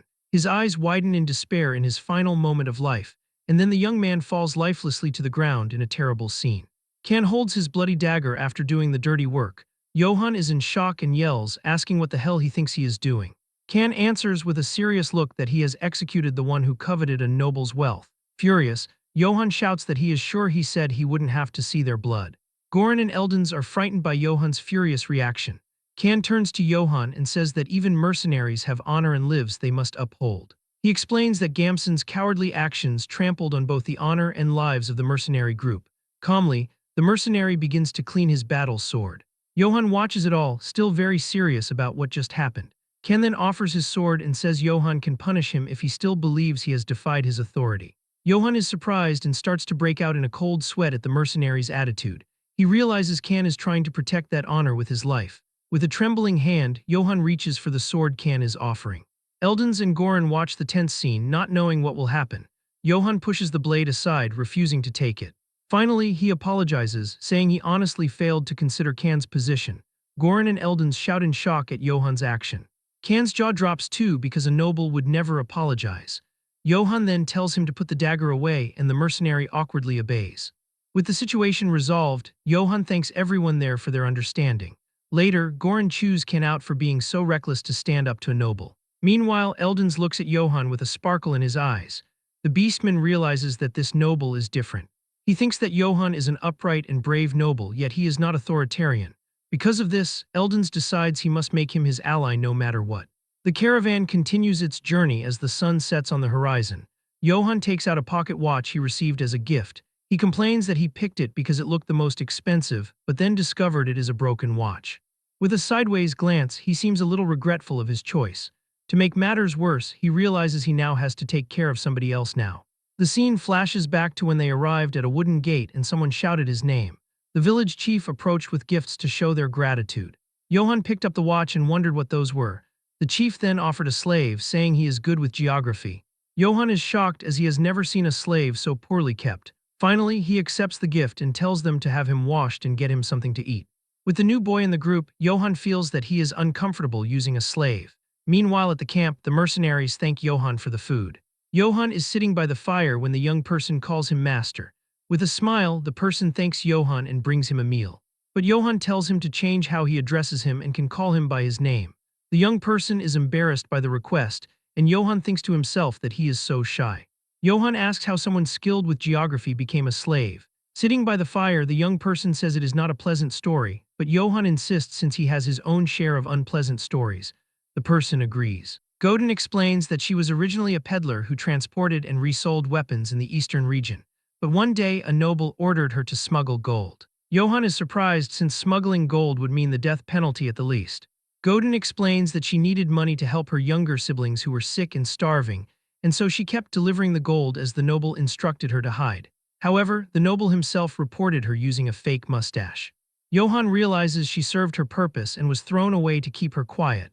Godin reveals she didn't even have the right to speak because of the emperor's edict. Johann gets angry and asks if she at least sent the money to her siblings. With tears in her eyes, Godin says in exchange for avoiding execution, it was taken as a bribe to the guards. She cries and apologizes, saying dust got in her eyes. Johann watches everything with a serious and thoughtful expression. He realizes that this world is so cruel it makes his teeth chatter. He reflects that if you have no power, you get exploited like a criminal, and no one can stand up to the noble's atrocities. He thinks of House Britz's private soldiers who survived by robbing others, the people of Rutzbeck driven so far they resorted to sacrificing their own children, and even Godin who became a slave after being used by nobles. Johann wonders if this is really right and thinks that he is so pitiful. However, he remembers that he is being chased by the Emperor's army right now and could die any time. With that in mind, Johann calls out to Godin, who answers startled. He declares that now that they are comrades, don't die, and says they should survive and live well together. Godin is surprised and blushes at his words. Suddenly, a mercenary runs up to them and yells that a monster has appeared nearby. Johann asks a monster in size, thinking he has no time to rest at all. He gets up and runs to see what is happening. Godin stays behind, thinking about living together with him. Johann joins the other mercenaries hiding in the bushes. They see a red aura and Goran confirms that there is definitely a monster there. With a serious look, Johann stands up. Someone from the back tells him to please get down, but with a smile on his face, Johann says that it is fine. Johann orders them to put their weapons away. Kan is baffled and asks what he means. Johann declares he will go take a look. Kan utters a confused all right. Johann walks alone into the dark forest. The mercenaries watch him leave. Kan wonders aloud if he will be okay. He states that no matter how brave a knight is, fighting monsters requires specialized skills. He notes that even if you lure it into a thoroughly prepared trap and fight, it is still dangerous. Kan insists that unfortunately their mission is to protect Eldons. He stammers that they can't take any more risks than this. Johann walks deeper and says he can feel it. He senses a familiar pressure that feels like it could even freeze a person's heart. He spots red eyes that stand out in the dark. Johann identifies it as the black wolf of ill omen. He confirms it is definitely that bastard. He recalls the last time he saw it, it attacked the wolves of Akite, not him. He acknowledges that even though it could charge at him at any given moment and kill him, he knows it won't attack him.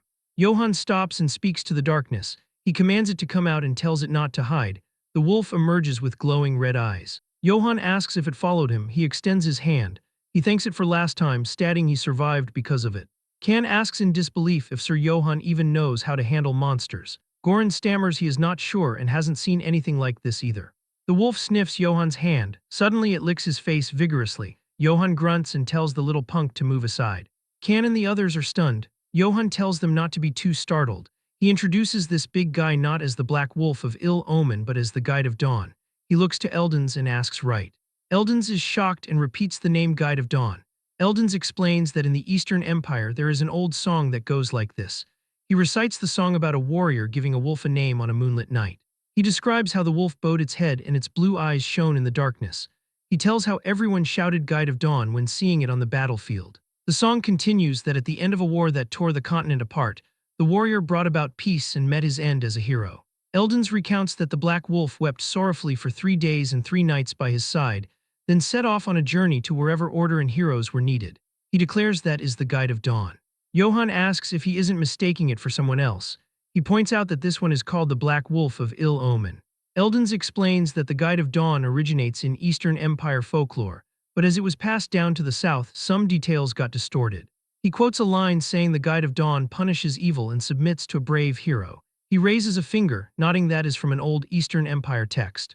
Johann realizes so it really is that kind of being. Eldens asks if he may pet it just once. Johann tells him to go ahead. Eldens reaches out, cooing to the good boy. The wolf snarls violently. Eldens screams and recoils in terror. Eldens reconsiders and thinks maybe he shouldn't do that. Johann pets the beast and tells it to be a good boy. Eldens wonders if the wolf is only gentle with Sir Johann. He pauses, remembering a passage from the Eastern Empire folklore. It says if you give a name to the divine beast that follows you, it becomes your vassal. Eldens sweats, wondering if this backwater southerner is the legendary hero. He thinks that can't be it, but asks what if he is. Eldens shouts to Sir Johann. He asks if he has given the Guide of Dawn a name. Johann smiles and says no, not yet. He admits he honestly never got the chance. Eldens enthusiastically suggests naming it now. Johann asks if that is so, nodding that if the legend is true, something incredible will happen. Johann ponders what he should name him. He suggests Katana. Eldens stays silent. Johann pauses. He remembers the last time he saw the wolf was when he buried that bastard Karamav. Johann decides. He declares that in that case he will name him Karamav. He yells the name Karamav. Eldens screams a confused Naya and notes that name is familiar. Red energy erupts from the wolf. Johann watches as the energy shifts to blue light. The wolf howls as it transforms. The light clears, revealing the wolf engulfed in blue flames. The narrative identifies it as Guide of Dawn Karamav. The beast bows its paw to Johann. Johann pets the wolf's head and says he'll be counting on him, Karamav. Johann tells Eldens he was right, calling it astonishing. Eldens lies prostrate on the ground. Johann asks what he is doing.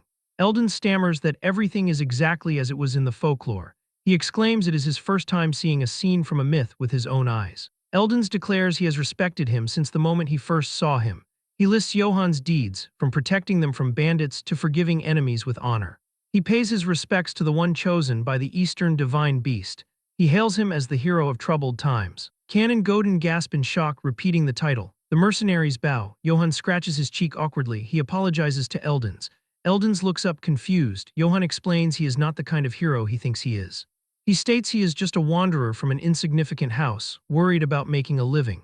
He adds that on top of that, he is being hunted because he beat Karamav to death. He apologizes for disappointing him. Eldens shakes his head vigorously and shouts not at all. He asks if in any case, he may have permission to introduce him to the Marcel Trading Company, so he can at least repay him for the kindness he has shown. Johann recalls Eldens said they were heading to Marcel when they first met. He admits he has never even heard of that place in his life, and asks what kind of place it is. Eldens explains Marcel is famous as a free trade city.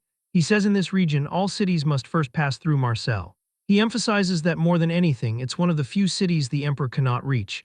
Johann freezes. Eldens repeats that the Emperor cannot reach it. He adds that plus trade is active there. Johann thinks that if everything goes well, maybe he can start over as a merchant.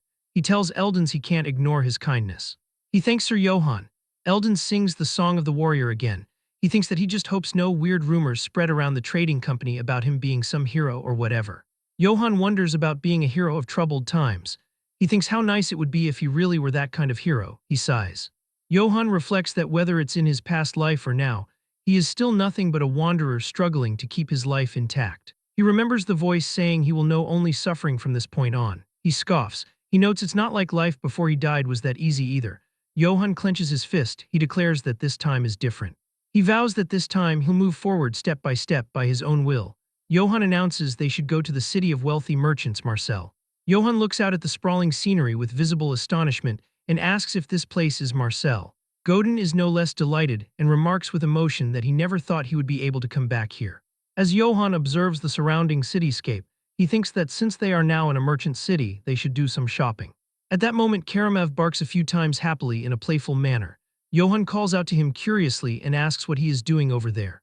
A nearby shop owner bends down cheerfully, stroking Karamav's head while laughing and nodding that he is a cute little thing. The woman offers him a bite of something to try. Seeing this, Johann pauses and realizes that that guy just looks like a cute little dog to everyone else. The scene shifts to the day before entering Marcel. Karamav sits in his true beast form under the moonlight. Johann looks at Karamav and calls his name. Johann gestures with his hands, explaining that a puppy this size might be fine, but if a monster like him goes into the city, there will be an uproar. Johann asks if he can wait outside the city. Karamav understands and responds with a woof. Dark energy and blue flames envelope Karamav's body. To Johann's shock, Karamav's form completely transforms. Moments later, a small blue puppy stands in his place. Karamev looks up and barks. Johann exclaims in shock, asking if he got smaller and wondering if this is another one of a divine beast's abilities. Godin rushes over and hugs Karamev tightly, shouting "whoa" and declaring he is so cute. Johann sighs with relief and says, well, if he is about that size, there probably won't be any problems. Returning to the present, the townspeople gather around Johann and Godin. They express amazement at the unique-looking puppy and wonder if it is a pet brought in from a foreign land. Godin holds Karamev and apologizes awkwardly, saying this little guy has no manners. The shop owner says no, it is okay.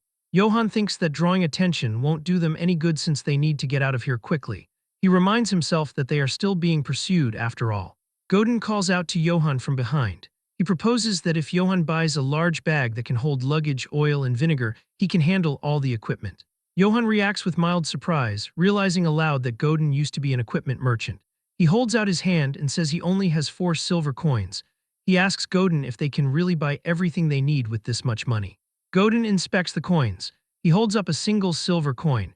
Godin declares that Godin, promises to get everything he mentioned with 1 silver coin. Johann laughs and tells him not to overdo it. Johann wonders what he can even do with 1 silver coin. 50 minutes later, a heavy backpack slams onto the ground. Godin wipes sweat from his brow and says, phew, this should be enough. Johann stands stunned, thinking he cannot believe he got everything with just 1 silver coin. The narration explains the purchases. First, they bought Johann's tactical bag. Godin is shown wearing a large supply backpack. The narrative notes this will make storing items much easier. Godin used his incredible gift of gab to sell the completely shattered helm for a very high price. The narrative adds that he even got a mace thrown in for free. Godin tosses a coin looking pleased. The text explains that on top of that, after buying vinegar and oil for equipment preservation and other supplies, they even got change. Johann looks at the balance scroll. The scroll reads, initial 4 silver coins, spent 1 silver coin, profit 9 silver coins. The final balance is 12 silver coins and 10 copper coins. Johann realizes that somehow, they ended up with even more money than before they started. Johann ponders that if he can sell a broken helm for that much, then he wonders how much Karamev's equipment, which he buried, would be worth. He imagines digging it up. Johann decides if he ever has to go back later, he should dig it up and sell it. Johann remarks to Godin that he looks happy doing familiar work. He says he guesses he really was a merchant and asks if he liked his old job. Godin unpacks items. He admits he missed this life. Godin touches his neck and says he became a slave, never knowing when he might die. He describes living each day in despair and fear. He looks up with hope. Godin declares that but now that he has met Johann, he feels like he has returned to his life from back when he was a merchant, not a slave. Godin smiles brightly and thanks Johann. He states that even if he hadn't been a slave, he is sure he would still be journeying with him. Johann smiles gently. He says hearing him say that makes him happy. Johann declares he will be counting on him from here on out, Godin. Godin blushes and yells okay, Johann. Johann looks at the sky and announces, all right, now let's go explore Marcel. Godin agrees enthusiastically. Johann sits in a bustling tavern surrounded by food.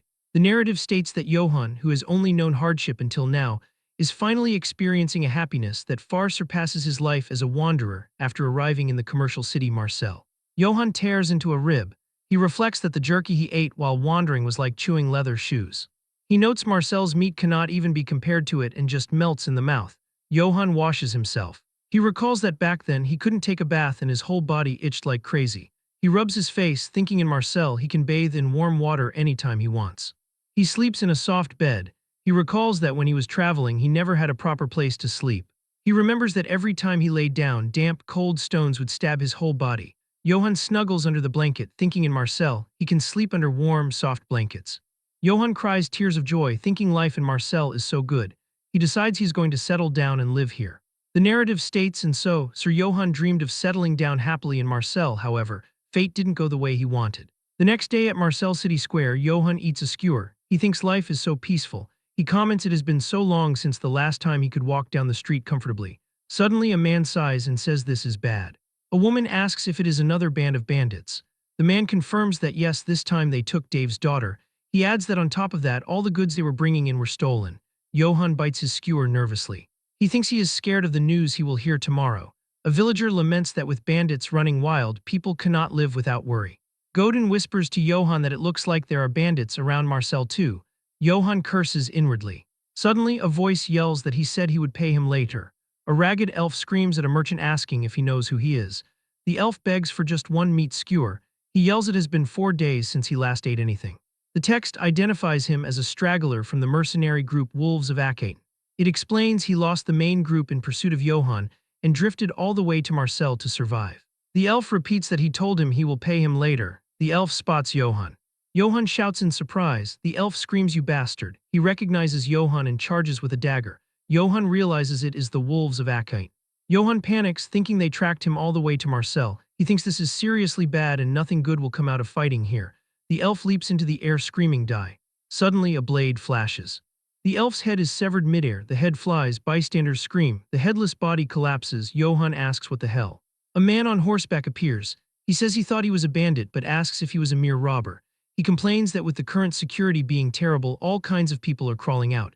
The writer asks, "You there, wanderer?" He asks if he is hurt anywhere. Godin answers, "Oh no, thank you." Johann stands silent. The writer smiles and tells them, "Good, always watch yourself." He yells, "Giddy up." The horse gallops away. The writer shouts to the citizens of Marcel. Soldiers march behind him. He identifies himself as captain of the Oak Tree mercenaries, Brattle. Brattle declares, "Do not worry." He assures them that the 500-strong Oak Tree mercenaries will wipe out the band of bandits and make Marcel safe again. Godin stares in awe, saying amazing and that he cannot believe he is seeing them in person. Johann asks if they are famous. Godin confirms yes, the Oak Tree mercenaries. He explains he heard they are one of the top mercenary groups in the Empire. He adds that he guesses there really are bandits going around Marcel and they must have been hired to wipe them out. Johann looks grim. Johann realizes if that man didn't help him, he might have been exposed. He thinks, and if that happened, there is no way he could have stayed in Marcel any longer, with the Empire hunting him down and all. He recalls the prophecy that he will know only suffering from this point on. Johann clenches his fist and tells himself to get a grip, reminding himself he is still a fugitive. He decides the only way he can survive is by building a good relationship with the Katana Trading Company. He envisions Eldon's giving a thumbs up. He notes even the Emperor can't recklessly mess with a trading company. He thinks fortunately, Eldon's thinks highly of him, so he got a chance to interact with the Marcel Trading Company. But he worries what if his identity is revealed before that. He asks if they would still step forward and protect him if they learn that the Empire is after him. He envisions Eldon's holding a sign saying absolutely not. Johann concludes if he is exposed before he builds a good relationship with Katana, he will, without a doubt, die. He strikes his palm and states his goal is clear. He needs to go to the Katana Trading Company and get protection from the Empire. Johann resolves that so until he gains the company's trust, his identity must never be revealed. A voice says, "Excuse me." Johann turns. A woman with cat ears asks if he is Sir Johann. She bows before a green banner. She introduces herself as an exclusive maid of the Katana Trading Company. She says her name is Ibelka. Ibelka states she heard of his exploits from Eldon's and is greatly impressed. Johann looks wary. Ibelka says they would like to form a close bond with him and his house. She smiles and asks if he is not busy, could he please come with her to the Katana Trading Company. The Katana Trading Company Marcel branch stands imposingly against a clear blue sky. Outside the entrance, Godin crouches down next to the blue puppy. He commands Karamev to give him a paw. Karamev growls and chomps down hard on Godin's hand. Godin yelps in pain, telling the dog to stop biting him. Inside the branch, Johann sits alone on a plush red sofa. He waits in silence. Johann thinks that he finally made it to the company. He reflects that this place could be his chance to change his life. He thinks he just has to hope the talks go well. A voice from behind asks if he is Sir Johann, correct. The voice adds she heard about him from Eldon's. A pink-haired catfolk woman bows politely, looking up with a small smile. She introduces herself, stating allow her to formally introduce herself. She says her name is Ayan and she is the branch manager of the Katana Trading Company's Marcel branch. Johann stands up abruptly with a start. He introduces himself as Johann of House Yates. He says it is a pleasure to meet her. Ayan smiles, saying likewise, Sir Johann. She gestures to the seating area, suggesting they talk over a cup of tea. Johann agrees, saying sounds good, let's do that. Later, steam curls from a teacup. Johann stares at the black liquid. He thinks that this is coffee, though. He holds the cup and politely thanks her for the drink. He remarks that the aroma is wonderful, asking if this tea is made by roasting fruit seeds and brewing them. Ayan beams, confirming that is correct. She notes he is quite perceptive. She states it is rare to find someone who recognizes it.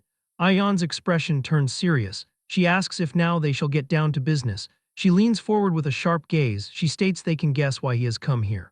Johann spits his coffee out in shock. He coughs, wiping his mouth. He sweats nervously, wondering if they found out he is being hunted by the Emperor. Ayan points a finger at him. She declares it is because he harbors ambition in his heart. Johann stares blankly and utters a confused huh. Ayan explains she heard from Eldon's. She recounts that according to him, Johann protected the innocent and showed mercy to enemies who surrendered. A visual of the blue-lit battlefield appears. Ayan continues that seeing a man like him has come to Marseille where bandits run rampant. She was able to discern his ambition to save the city with his own hands. Johann covers his face with his hand. He thinks he doesn't know what she's talking about, but he should play along for now. He lowers his hand and says seriously that he sees, admitting she has seen through his true intent. Ayan smiles broadly. She states ambition isn't a bad thing. She whispers that on the contrary, it is a virtue of those who are worthy. She leans in close, revealing that their company loves to sponsor the ambitions of those who are worthy. Johann realizes here it is an opportunity for a deal.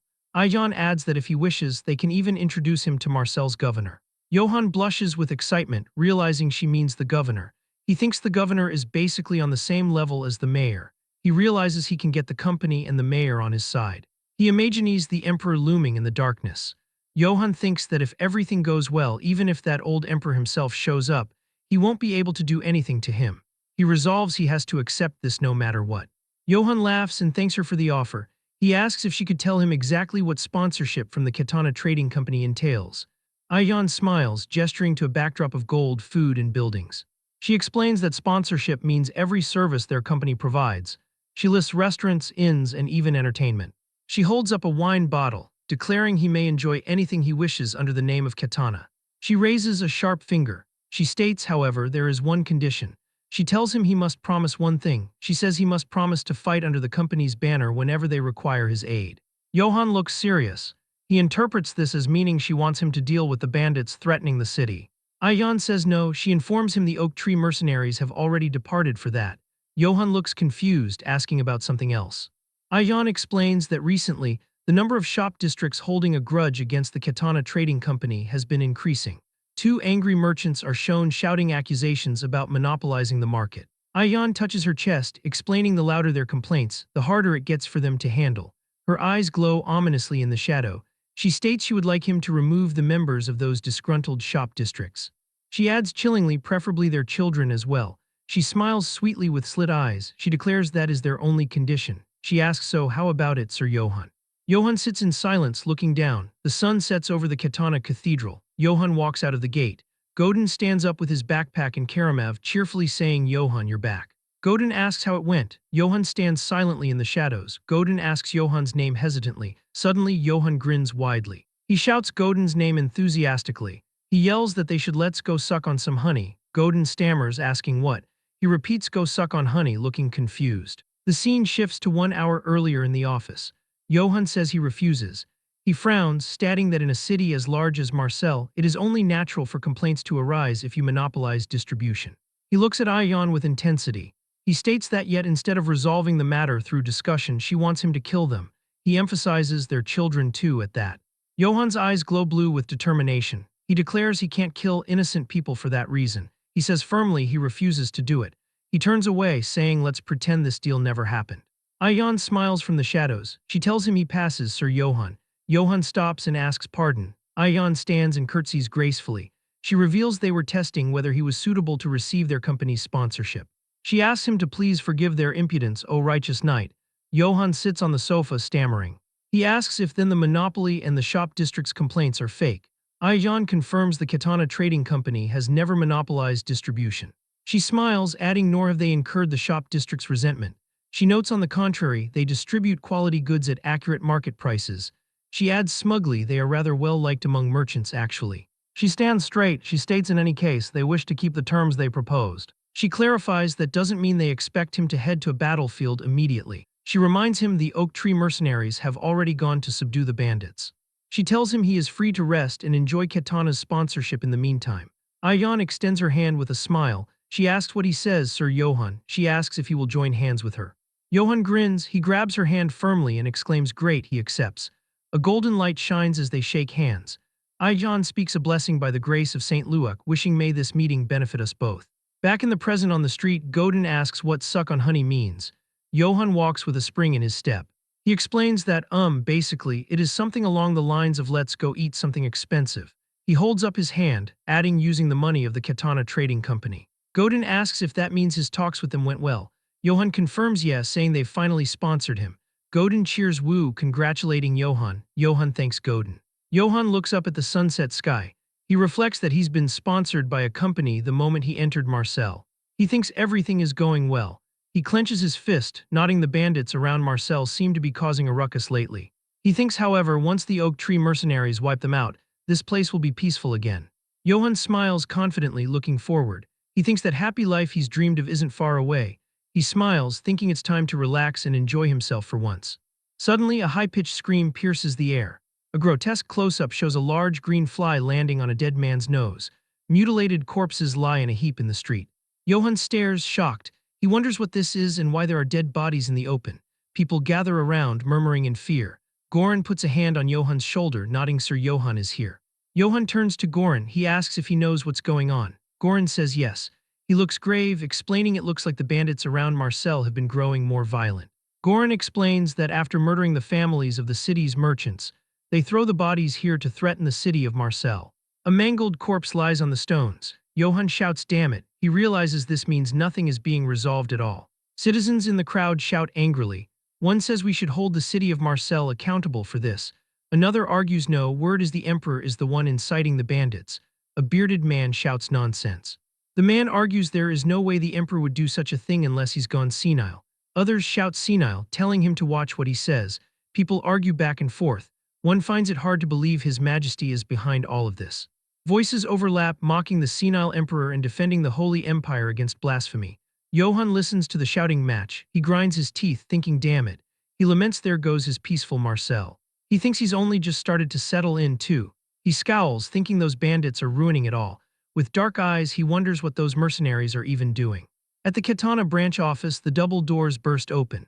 Ibelka rushes in, stammering, "Excuse me, branch manager Ayan." She shouts she brings terrible news. Ayan sits at her desk.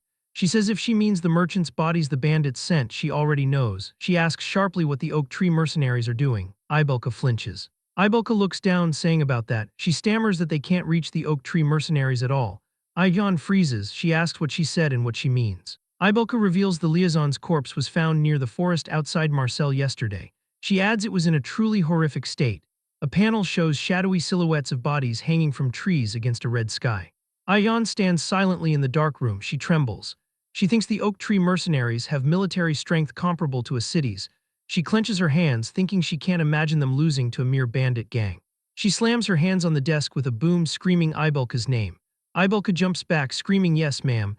Ayan's eyes glow green in the dark. She orders Ibelka to bring her Sutulga, the mage of the Ifil River. She declares they need to find out whether they really were taken down or not through his prophecies. The scene shifts to the Ifil River at night, glowing with blue light. Water cascades down luminous rocks. A wrinkled hand touches the water surface.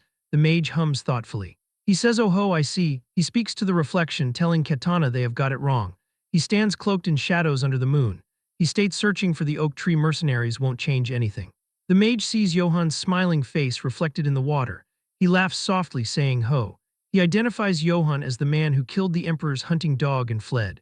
He notes now he is hiding inside Marcel's money pouch. His face is hidden in deep shadow. He smiles sinisterly. He distorts the water, declaring things won't go the way that bastard thinks it will. The mood back at the Katana Trading Company's Marcel branch is heavy and oppressive. The door creaks open as Lord Sutulga enters, clearing his throat. His sudden appearance makes Ibelka blurt out in surprise before she hurriedly welcomes him, expressing her gratitude for him answering Katana's request. Lord Sutulga, however, gives her a dark glance and questions how she can claim to be thankful after she sent someone who drives the carriage like a maniac, remarking that his back was about to snap. Terrified, Ibelka immediately apologizes profusely. She then turns to announce that she will go fetch Lady Ayan, but Lord Sutulga stops her, saying it is unnecessary. Confused, Ibelka asks for clarification, and Lord Sutulga explains that if the matter was truly urgent, Ayan would have come on her own. Ibelka stands frozen in an awkward silence, unsure how to respond. As she seems about to speak, Lord Sutulga sternly warns her not to make him repeat himself. She instantly complies, affirming her obedience. Taking a seat, Lord Sutulga clears his throat once more, stroking his long beard, and he states that according to the voice of the Ifil River, he was destined to meet someone here. At the same time, outside the building, Johann looks up in excitement at the Marcel branch of the Katana Trading Company before him. He reflects that the day he will finally meet Marcel's governor has arrived.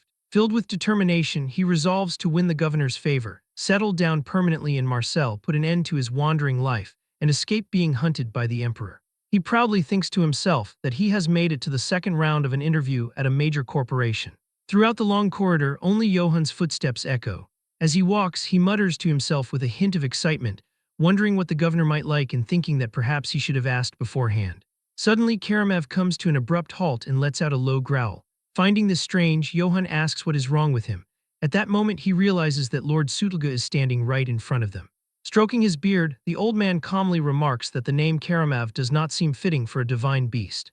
Seeing Lord Sutulga before him, Johann cannot help but feel tense. Inwardly, he questions how this old man could possibly know that Karamev is a divine beast. Without hesitation, Johann directly asks who the man is. Lord Sutulga pauses briefly before replying that it seems Johann does not know him. He then introduces himself straightforwardly, stating that his name is Sutulga and that he is the sage of the Ifel River, repeating the title as if to emphasize it. Johann narrows his eyes slightly and expresses his doubt, murmuring about the word sage. Seemingly understanding his hesitation, Sutulga summarizes it simply by saying that he is a mage. Only then does realization dawn on Johann. He reacts in astonishment, his face flushing with excitement as he recalls that this world truly has magic. Growing more animated, he exclaims to himself that although he had come to meet the governor, he has unexpectedly encountered a mage as well, and that big cities are indeed different. Johann then rushes forward and holds Sutulga's hands tightly, expressing that it is an honor to meet him and confessing that he has always wanted to meet a mage at least once in his life. Those words make Sutulga blush deeply. Embarrassed, he awkwardly asks if that is really so, but then hesitantly points out that for someone being hunted by the emperor, Johann seems to be doing rather well.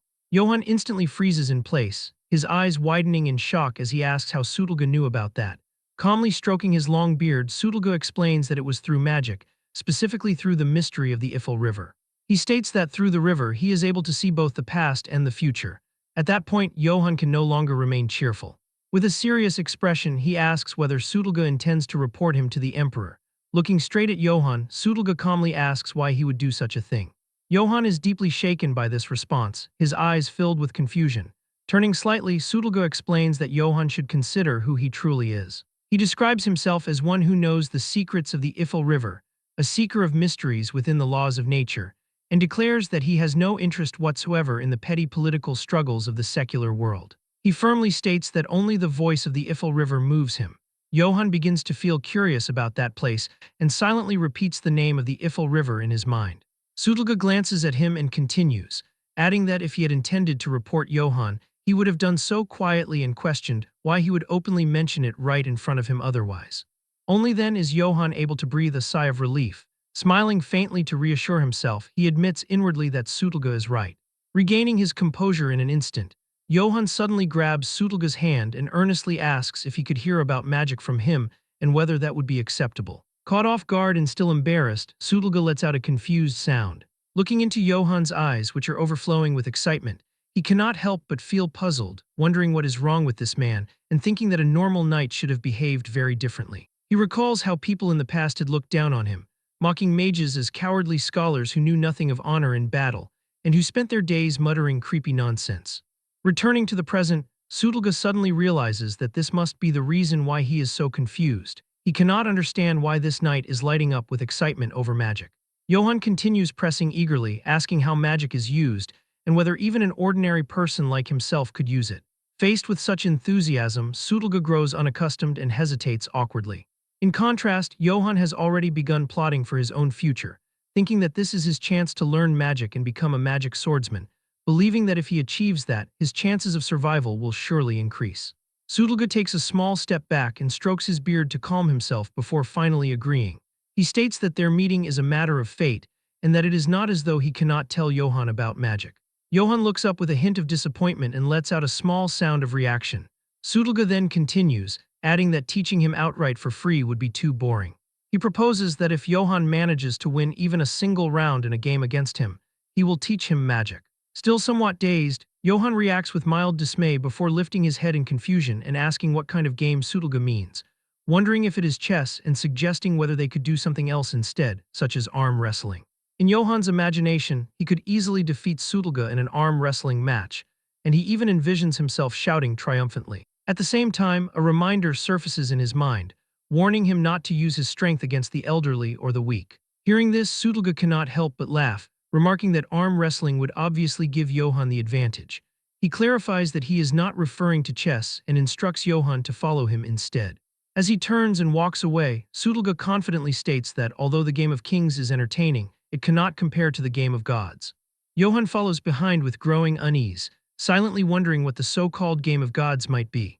Sutulga then produces a Go board and places two small containers on the table. Johann, overwhelmed with tension, nearly cries out as he realizes what it is. Upon seeing several stones already placed on the board, he immediately recognizes that it is Go. Noticing Johann frozen in place, Sutulga tells him to sit down for the time being. Stroking his chin, Sutulga asks whether it looks complicated and reassures him not to worry, promising to go easy on him. On the other hand, Johann reassures himself internally that luck is once again on his side. He recalls his past with pride, remembering that he had once won a 4th Dan Go tournament. With a confident smile, he convinces himself that he can win.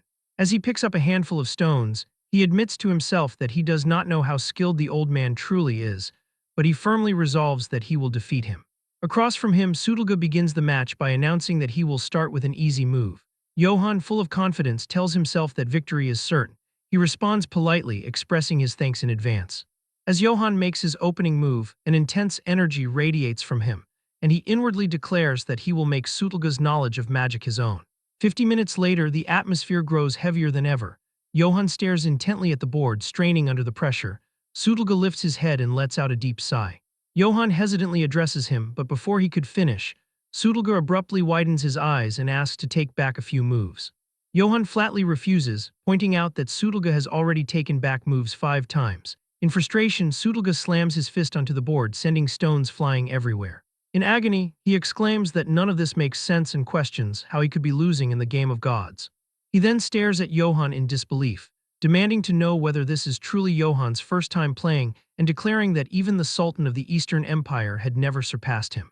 Johann conceals the truth and laughs gently, attributing Sutulga's loss to how well he taught. Hearing this, Sutulga grows embarrassed and clears his throat. He then raises one finger and proposes one more game, stating that if he loses again, he will give Johann a gift that will help him in life. Johann is secretly overjoyed, reacting with excitement and speculating whether the gift might be a magic item. After clearing his throat and pretending to deliberate, Johann agrees on the condition that Sutulga specify how many handicap stones he wants. Sutulga becomes visibly tense, blushing as he struggles to regain his composure before finally asking for 3 handicap stones. Johann accepts without hesitation and makes the first move, announcing that they should begin. Sometime later, under dim lighting and in near silence, Sutulga curiously asks why Johann, being of noble birth, is so interested in magic. Johann frowns and explains helplessly that the Emperor wants him dead, and that it would be better to have more tools at his disposal. Sutulga studies Johann's move and asserts that if Johann intends to use magic for combat, they should stop there, as the knowledge he can offer is not meant for that purpose. Johann is stunned by this revelation and questions whether magic truly cannot be used in combat. This visibly irritates Sutulga, who asks whether Johann had seriously planned to fight using magic. Lowering his head as he picks up another handful of stones, Sutulga states that although he had made a promise, he would at least answer that question. He explains that he has heard of individuals who do apply magic to combat. Johann excitedly interrupts, expressing his delight upon learning that such people exist. Sutulga immediately raises his voice and demands that Johann listen first. Johann freezes in confusion and falls silent. He listens as Sutulga explains that those commonly referred to as mages are primarily people who uncover the mysteries of nature. Some through the wind, others through fire, and a few through the smoke of burning sulfur. Sutulga calmly recounts that a certain fool had once even bragged about discovering a mystery within the Black Forest. As Johann listens, he silently assesses the story, thinking to himself that the last part sounded strangely personal. Sutulga continues his explanation, stating that those discovered mysteries are known as spirits, and that mages borrow the power of those spirits. He then offers a cautious warning, explaining that spirits usually lend their power without asking for anything in return, but that there are times when their whims demand a fatal price. Fixing his gaze firmly on Johann, Sutulga emphasizes that even if one comes into contact with a mystery, one has to be careful not to go against its will. Johann reacts quickly, nodding as he replies that he understands, though his thoughts are already in turmoil. He reflects inwardly on how dangerous the setting of this world truly is, deciding that he will not risk his life trying to explore the laws of nature.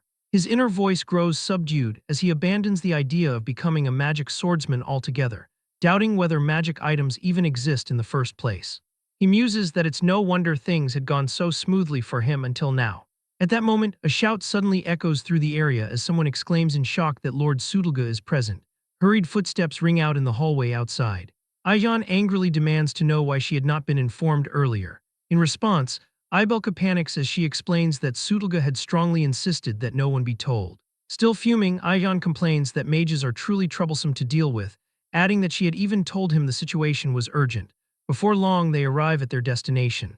Someone points out that he is indeed there. Aijan, wearing a friendly expression, opens the door to greet him, but the sight before her is a grave and tense atmosphere between Sudolga and Johann.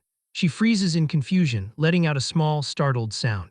Panic rises within her as she realizes that Sudolga is once again teasing someone with the so-called game of gods, and that this time it appears to be Sir Johann. Bewildered, she lets out another confused sound. Suddenly, Sudolga springs to his feet in agitation, pleading to be allowed to take back a single move. Johann, utterly helpless, calls out to him. Meanwhile, Aijan stares in disbelief, wondering how it is possible that Lord Sudolga is actually losing in the game of gods. Her curiosity deepens as she looks at Johann, who is smiling brightly across the board, and she questions just what kind of person Sir Johann truly is. Johann, filled with excitement, urges him to simply accept his loss. At that point, Aijan speaks up again, exclaiming in surprise as she greets Lord Sudolga, remarking that she had not realized he was there. She approaches him warmly and remarks that if he had come to Marcel, he should have contacted her, asking whether he had been enjoying a pleasant time with Sir Johann. Sudolga laughs heartily as he strokes his long beard, replying that he had merely been playing a few games with the knight. Aijan responds in understanding. Using her arrival as an excuse, Sudolga moves to clear the go board, remarking that since the branch manager has arrived, they will unfortunately have to end the game there. Johann, who had been preparing to make his next move, freezes when he sees that the board has already been cleared. Just then, Sudolga places two flasks, one red and one blue, onto the table and instructs Johann to take them. Johann stares at them in confusion and asks what they are. Sudolga swiftly explains that he had not forgotten his promise, revealing that they are water flasks containing the final secrets of the Ifil River, known respectively as the Water of Wrath and the Water of Blessing. In a flashback at the Oak Tree Mercenaries outpost, their banner flies under a blood-red sky. Captain Brattle and his men are in complete terror, totally overwhelmed by an unseen threat. From the shadows of the forest, a pair of menacing red eyes emerges, fixated on the doomed mercenaries. The attacker is revealed to be a mysterious woman in dark clothes, and her face is obscured by shadow except for a terrifying, glowing red smile. Brattle screams in horror, realizing this terrifying entity is no mere bandit. The reflection in his eye captures the crimson glow of his approaching doom. The flashback ends with a final, blood-curdling scream echoing through the night as the mercenaries are slaughtered. Back in the present, the scene shifts to the Katana Trading Company's Grand Branch in the city of Marseille. Inside, Johann inspects the two magical flasks given to him by Sudolga, identifying them as the Water of Wrath and the Water of Blessing. As he does, Sudolga explains his lifelong, fruitless quest to understand the Ifil River's secrets of life and death, and he reveals that it wasn't until Johann's arrival that the river's mysteries began to unravel for him. After that, he details the incredible power of the red flask, which can heal any wound as long as the victim isn't decapitated. In contrast, the green flask is a deadly poison capable of melting a person with a single drop. Johann is ecstatic to finally own magic items, believing the powerful potions will put his mind at ease for the dangers ahead. Just then, Aijan consults with Sudolga, confirming she called him because of the prophecy and the recent civilian casualties caused by bandits. She reports that the elite Oak Tree mercenaries were dispatched to handle the situation, but the company has since lost all contact with them. He gravely informs the shocked branch manager that the mercenaries already failed their mission 3 days ago. She is stunned into silence by the news that their top-tier group has been defeated. Then he recounts the prophecy foretold by the Ifil River. The will of the oak tree shall be trampled on by a rock of steel, and he concludes that the Oak Tree mercenaries have most likely been wiped out, failing to stop a greater threat that now looms over the city. Recognizing the dire situation, she tells Johann that they must attend a city council meeting as it is time for him to act under its banner. With a grim expression, he agrees, understanding that his peaceful life is already over. After that, the scene changes to an opulent but empty city council chamber, awaiting the arrival of Marcel's most powerful figures. Soon, the various nobles and representatives of Marcel's influential families begin to file into the chamber. Among the attendees is a man with a particularly elaborate and ridiculous mustache, who is revealed. The extravagantly dressed Baron Einbeck Vivant Auvergne makes a grand entrance announcing his fashionable lateness. After that, he takes his seat and with a flourish calls the council to order in the name of Marcel and the Emperor. A comedic effect highlights the sheer absurdity of his curled mustache. Johann can't help but internally mock the man's ridiculous mustache, lamenting the number of weirdos in this era. Just then, the true leader of the council prepares to speak, drawing everyone's attention. The charismatic dark elf introduces himself as Velako Traniani, the governor of Marseille. Johann instantly recognizes the governor's power and resolves to make a good impression to secure his future in the city. Just then, the governor formally welcomes the influential families, thanking them for attending the urgent meeting. Before addressing the bandit issue, he announces his intention to introduce a new noble to the council. The spotlight falls on a nervous Johann as he is presented as a member of House Yates, sponsored by Katana. He forces a smile and stammers through a pleasant introduction, promising to do his best. The council members give him a lukewarm reception, their expressions a mixture of curiosity and disinterest. Feeling the pressure of the room, he sits uncomfortably waiting for the real meeting to begin. Baron wastes no time gleefully bringing up the failure of the mercenaries the trading company had hired, and he smugly suggests the bandit problem would already be solved if they had simply requested aid from the Holy Empire. His suggestion ignites the anti-emperor faction, whose members furiously argue that the emperor is the cause of the problem and should lower their taxes. In response, the pro-emperor faction erupts, shouting down their opponents and calling their words blasphemous. The two factions devolve into a shouting match, trading accusations about the emperor's schemes and the uselessness of their hired mercenaries. Johann smiles blandly, completely lost in the political bickering and complaining internally that his ears hurt. Yet his amusement turns to dread as he realizes how many people here are loyal to the emperor, which puts him in grave danger of being exposed. Throughout the chaos, Governor remains silent, his calm and unreadable expression a stark contrast to the scene unfolding before him. With a sharp and commanding voice, he finally demands order, and his authority instantly silences the room. A heavy pressure falls over the chamber as the arguing nobles immediately cease their squabbling, and Johann is visibly surprised by the governor's absolute control over the volatile council. Ayan then clears her throat, preparing to step in and present the governor's official course of action. Speaking on his behalf, she assures the council that he understands their concerns and has formulated a backup plan, and reveals their strategy to form a second subjugation force to bypass the scattered bandits and strike them directly at their source. This bold plan to take the fight to the bandits' home base leaves the council members utterly shocked. Baron Einbeck laughs heartily, praising the governor's wisdom and his loyalty to the emperor's desire for peace in Marseille.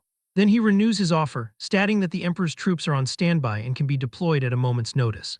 The idea of imperial troops arriving sends Johann into a cold sweat as he imagines being captured and sent to the guillotine. Governor politely acknowledges the baron's generous contributions and his offer of assistance. However, with a charming smile, he firmly but respectfully declines the emperor's military aid, and he cleverly cites the emperor's ongoing struggles with a rebellion in the north, claiming he wishes to lighten his majesty's burden. Instead, he declares that Marseille will handle the threat themselves by organizing a new mercenary force that will include Sir Johann, and Baron gracefully accepts the decision. Wryly hopping the emperor will recognize the governor's display of loyalty. Johann breathes a quiet sigh of relief, thankful that the immediate threat of imperial soldiers has been averted. Still, he observes the friendly exchange between the governor and the pro-emperor baron, questioning if he is truly safe. Then he remembers what Eldon said that the emperor couldn't touch Marseille. Yet here, everything is the opposite. As the council meeting concludes, the members are invited to a post-meeting gathering. While others begin to leave, Baron remains seated, watching the proceedings with a thoughtful expression. Just as a startled Johann stands to leave, Governor calls out, asking for a private word. He approaches with a wide, friendly smile that does little to ease Johann's tension. His mind races as he prepares to flee, convinced that if the governor is pro-emperor, this meeting is a trap. He curses his terrible luck, fearing his brief respite is over and that he's about to become a fugitive once more. Just then, Governor cheerfully invites him to his office and Baron watches them go, his expression shifting from flamboyance to cold calculation. After entering his lavishly decorated office, the governor cordially invites him to take a seat. Once they are settled, he begins a subtle interrogation, casually asking him to remind him of his house name, to which Johann awkwardly maintains his cover story, stating he is Johann Yates of House Yates. Velako's eyes widen in feigned recognition, exclaiming that he knows of House Yates. To Johann's utter shock, he correctly identifies the fictional house as a real family famous for its liquor, revealing that his bluff was coincidentally true. Proving his point, he produces a bottle of what he claims is the Yates family's signature date palm-infused liquor. Then he picks up the one from the two ornate crystal glasses on the table. And with a warm smile, he offers a glass to Johann, kindly suggesting it might cure some of his homesickness. Trapped, he has no choice but to accept the drink and play along, thanking the governor.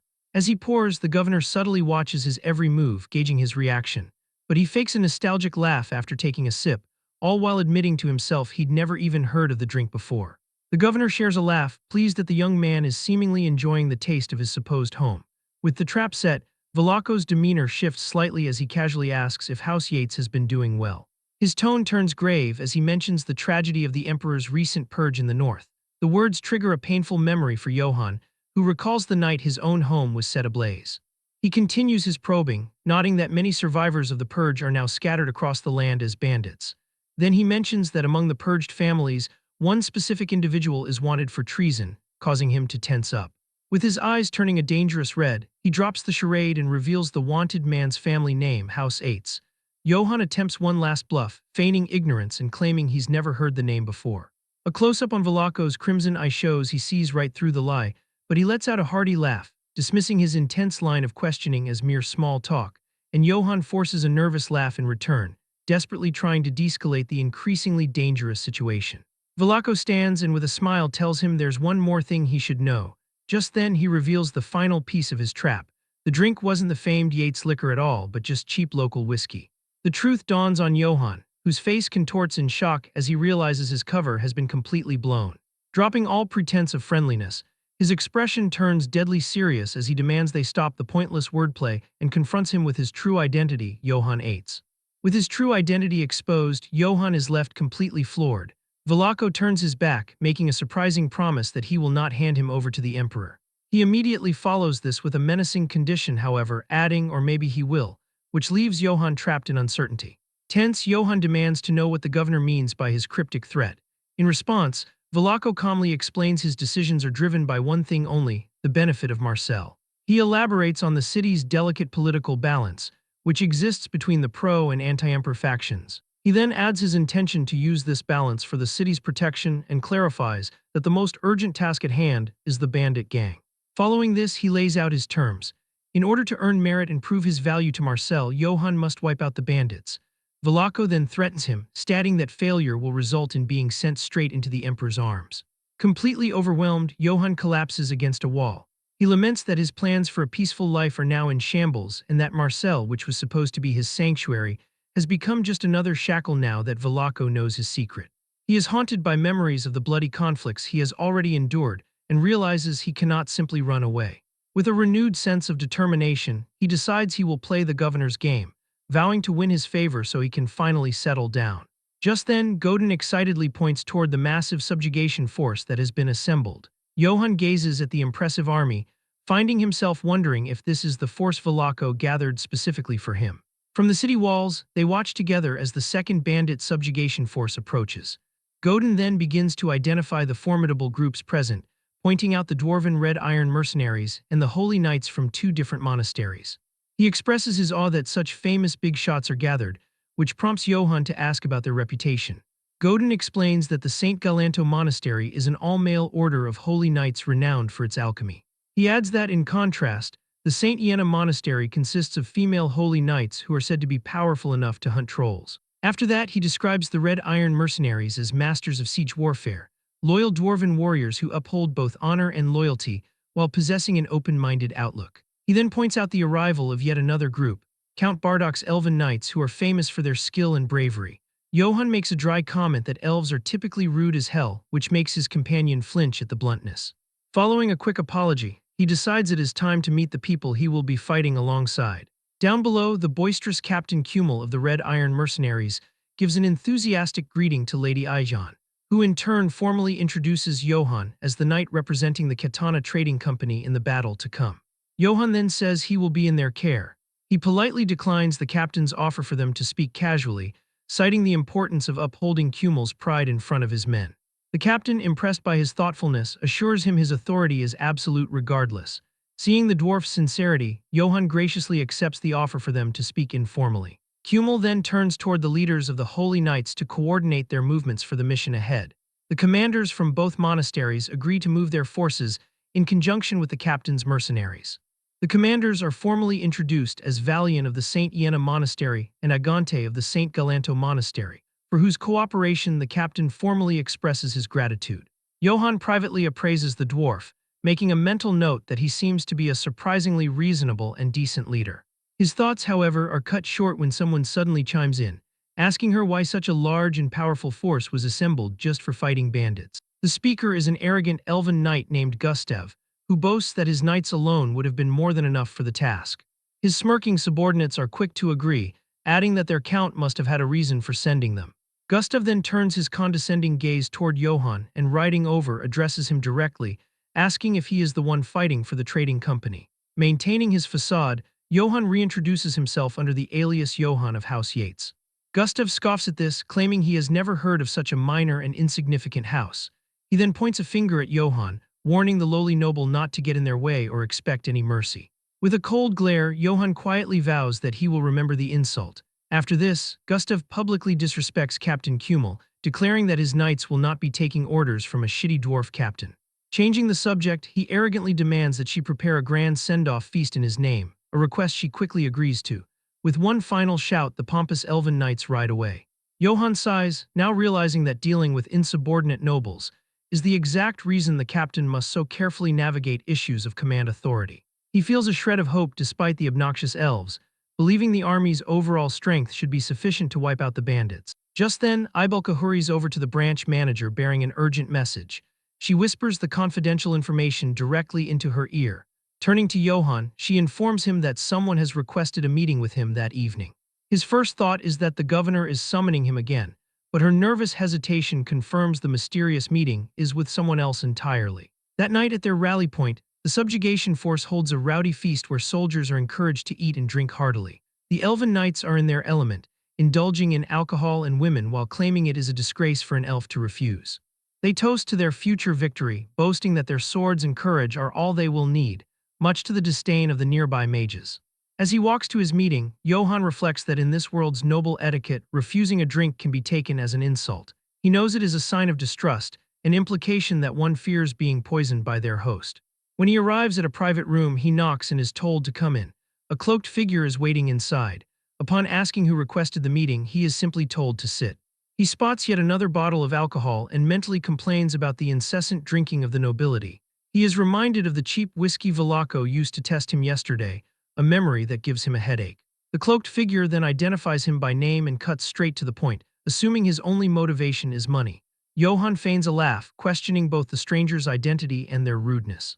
In a dramatic flourish, the figure throws back his hood, announcing himself as Baron Einbeck. He then proudly reveals himself as a loyal subject of the Holy Empire and a key member of the pro-emperor faction. Johann is immediately on guard as he recognizes the eccentric noble from the council meeting. The Baron then explains his political view. Marcel claims neutrality, but in reality it acts in favor of the anti-emperor faction. He smugly asks if Johann understands his motives now, only to be met with a flat and unimpressed no. The Baron is stunned, left speechless by the blunt refusal to engage in his political games. Johann plays dumb, claiming that he is not good with complicated matters and just wants to keep his head down. The amused Baron offers to give him a life lesson while preparing to pour a drink. He explains that merchants like the Katana Company require two things above all else: profit and strength. Since the company is backing Johann, he deduces that Johann must be their strength, a powerful fighter. Johann questions the Baron's logic, still holding on to his alias. The Baron's face darkens, however, as he reveals he investigated him and found no such house in any record. Johann is shocked, realizing his cover has been blown for a second time. But Einbeck continues, mentioning the eerily similar name of House Eights, which does exist in the records, and he recounts the fate of that house, which was wiped out for treason in a massacre that killed everyone down to the last serf. He dismisses the name as irrelevant, though, stating that the company only took Johann in because they saw his strength. Tired of the games, Johann cuts to the chase, demanding to know what the Baron wants from him. Finally, Baron Einbeck lays his cards on the table. He wants Johann to abandon the bandit subjugation and serve the Emperor in exchange for a greater reward. He dangles the prospect of becoming a core member of the Empire's elite. He also promises Johann a formal knighthood and his own fertile domain if he pledges loyalty. With manic excitement, Einbeck justifies that only dazzling glory awaits those who follow the Emperor. Johann then reveals his cruel philosophy, arguing that it is the natural order for the weak to spill their blood for the strong. He claims it is simply the weak's fate to be slaughtered by bandits, which produces disturbing emotions in the Baron. He laughs hysterically, believing he and Johann are kindred spirits who understand that the one who loses is always at fault. A cold, slight smile plays on Johan's lips as he delivers his simple, definitive answer, I refuse. Einbeck is utterly shocked, unable to comprehend the rejection. After that, Johann begins to tell a story about a man who, claiming the emperor's authority, entered his domain months ago. He recounts how this man slaughtered his innocent family and all of his people. He then reveals that this man, Sir Karamev, made him a similar offer to become the emperor's sword. He states that he refused that offer as well, but points out one crucial difference between then and now. The chilling difference is revealed in a fiery flashback. He died by my hand. The Baron's eyes widen in sheer terror at the unbelievable confession. Just then, Johann coldly details how he crushed the head of the Emperor's direct knight without any hesitation, avenging the serfs who were treated like worms. Stammering in disbelief, the Baron realizes the legendary Sir Karamev is truly dead. Dropping his charade entirely, Johann confirms his true identity as the survivor of the massacred house. The Baron is paralyzed with fear, trembling uncontrollably as the horrifying truth sinks in. He says, why would Johann do something so foolish? Then in a sudden and shocking display of power, Johann crushes the solid pewter cup in his fist and slams his hand down, completely shattering the thick wooden table. Einbeck is left aghast, witnessing firsthand the monstrous strength that could destroy metal and wood with bare hands. Then Johann declares that he will wipe out the bandits, but on his own terms, not for the Emperor and not for Marcel. He gives the Baron a final warning. If he doesn't keep quiet, the next thing to be crushed will be him. Johann slams the door as he leaves, the sound echoing his fury. Alone in the hall, he seethes, enraged that the Baron thinks he can be so easily manipulated. His rage, however, is abruptly cut short as a strange, alarming sensation washes over him. His heart feels as if it is on fire, and he struggles to breathe while his vision blurs. Blood begins to pour from his nose. As he falls to his knees, a terrible realization dawns on him. He then flashes back to the drink the Baron poured and understands the horrifying truth. It was poison. Collapsing onto the floor, he curses his own carelessness, shocked that he was taken down by such a simple trick. Meanwhile, outside the room, the Baron's fear has been replaced by a cold, hateful glare. A wide, triumphant, and utterly terrifying grin spreads across his face, his treachery a success. At the mercenary gathering point just outside of Marseille, the atmosphere is quite lively on the eve of their subjugation mission. Inside the camp, Godin becomes the center of attention as a group of women playfully tease him, calling him a skinny young boy amongst all the grizzled mercenaries. He quickly grows uncomfortable with their forward affections.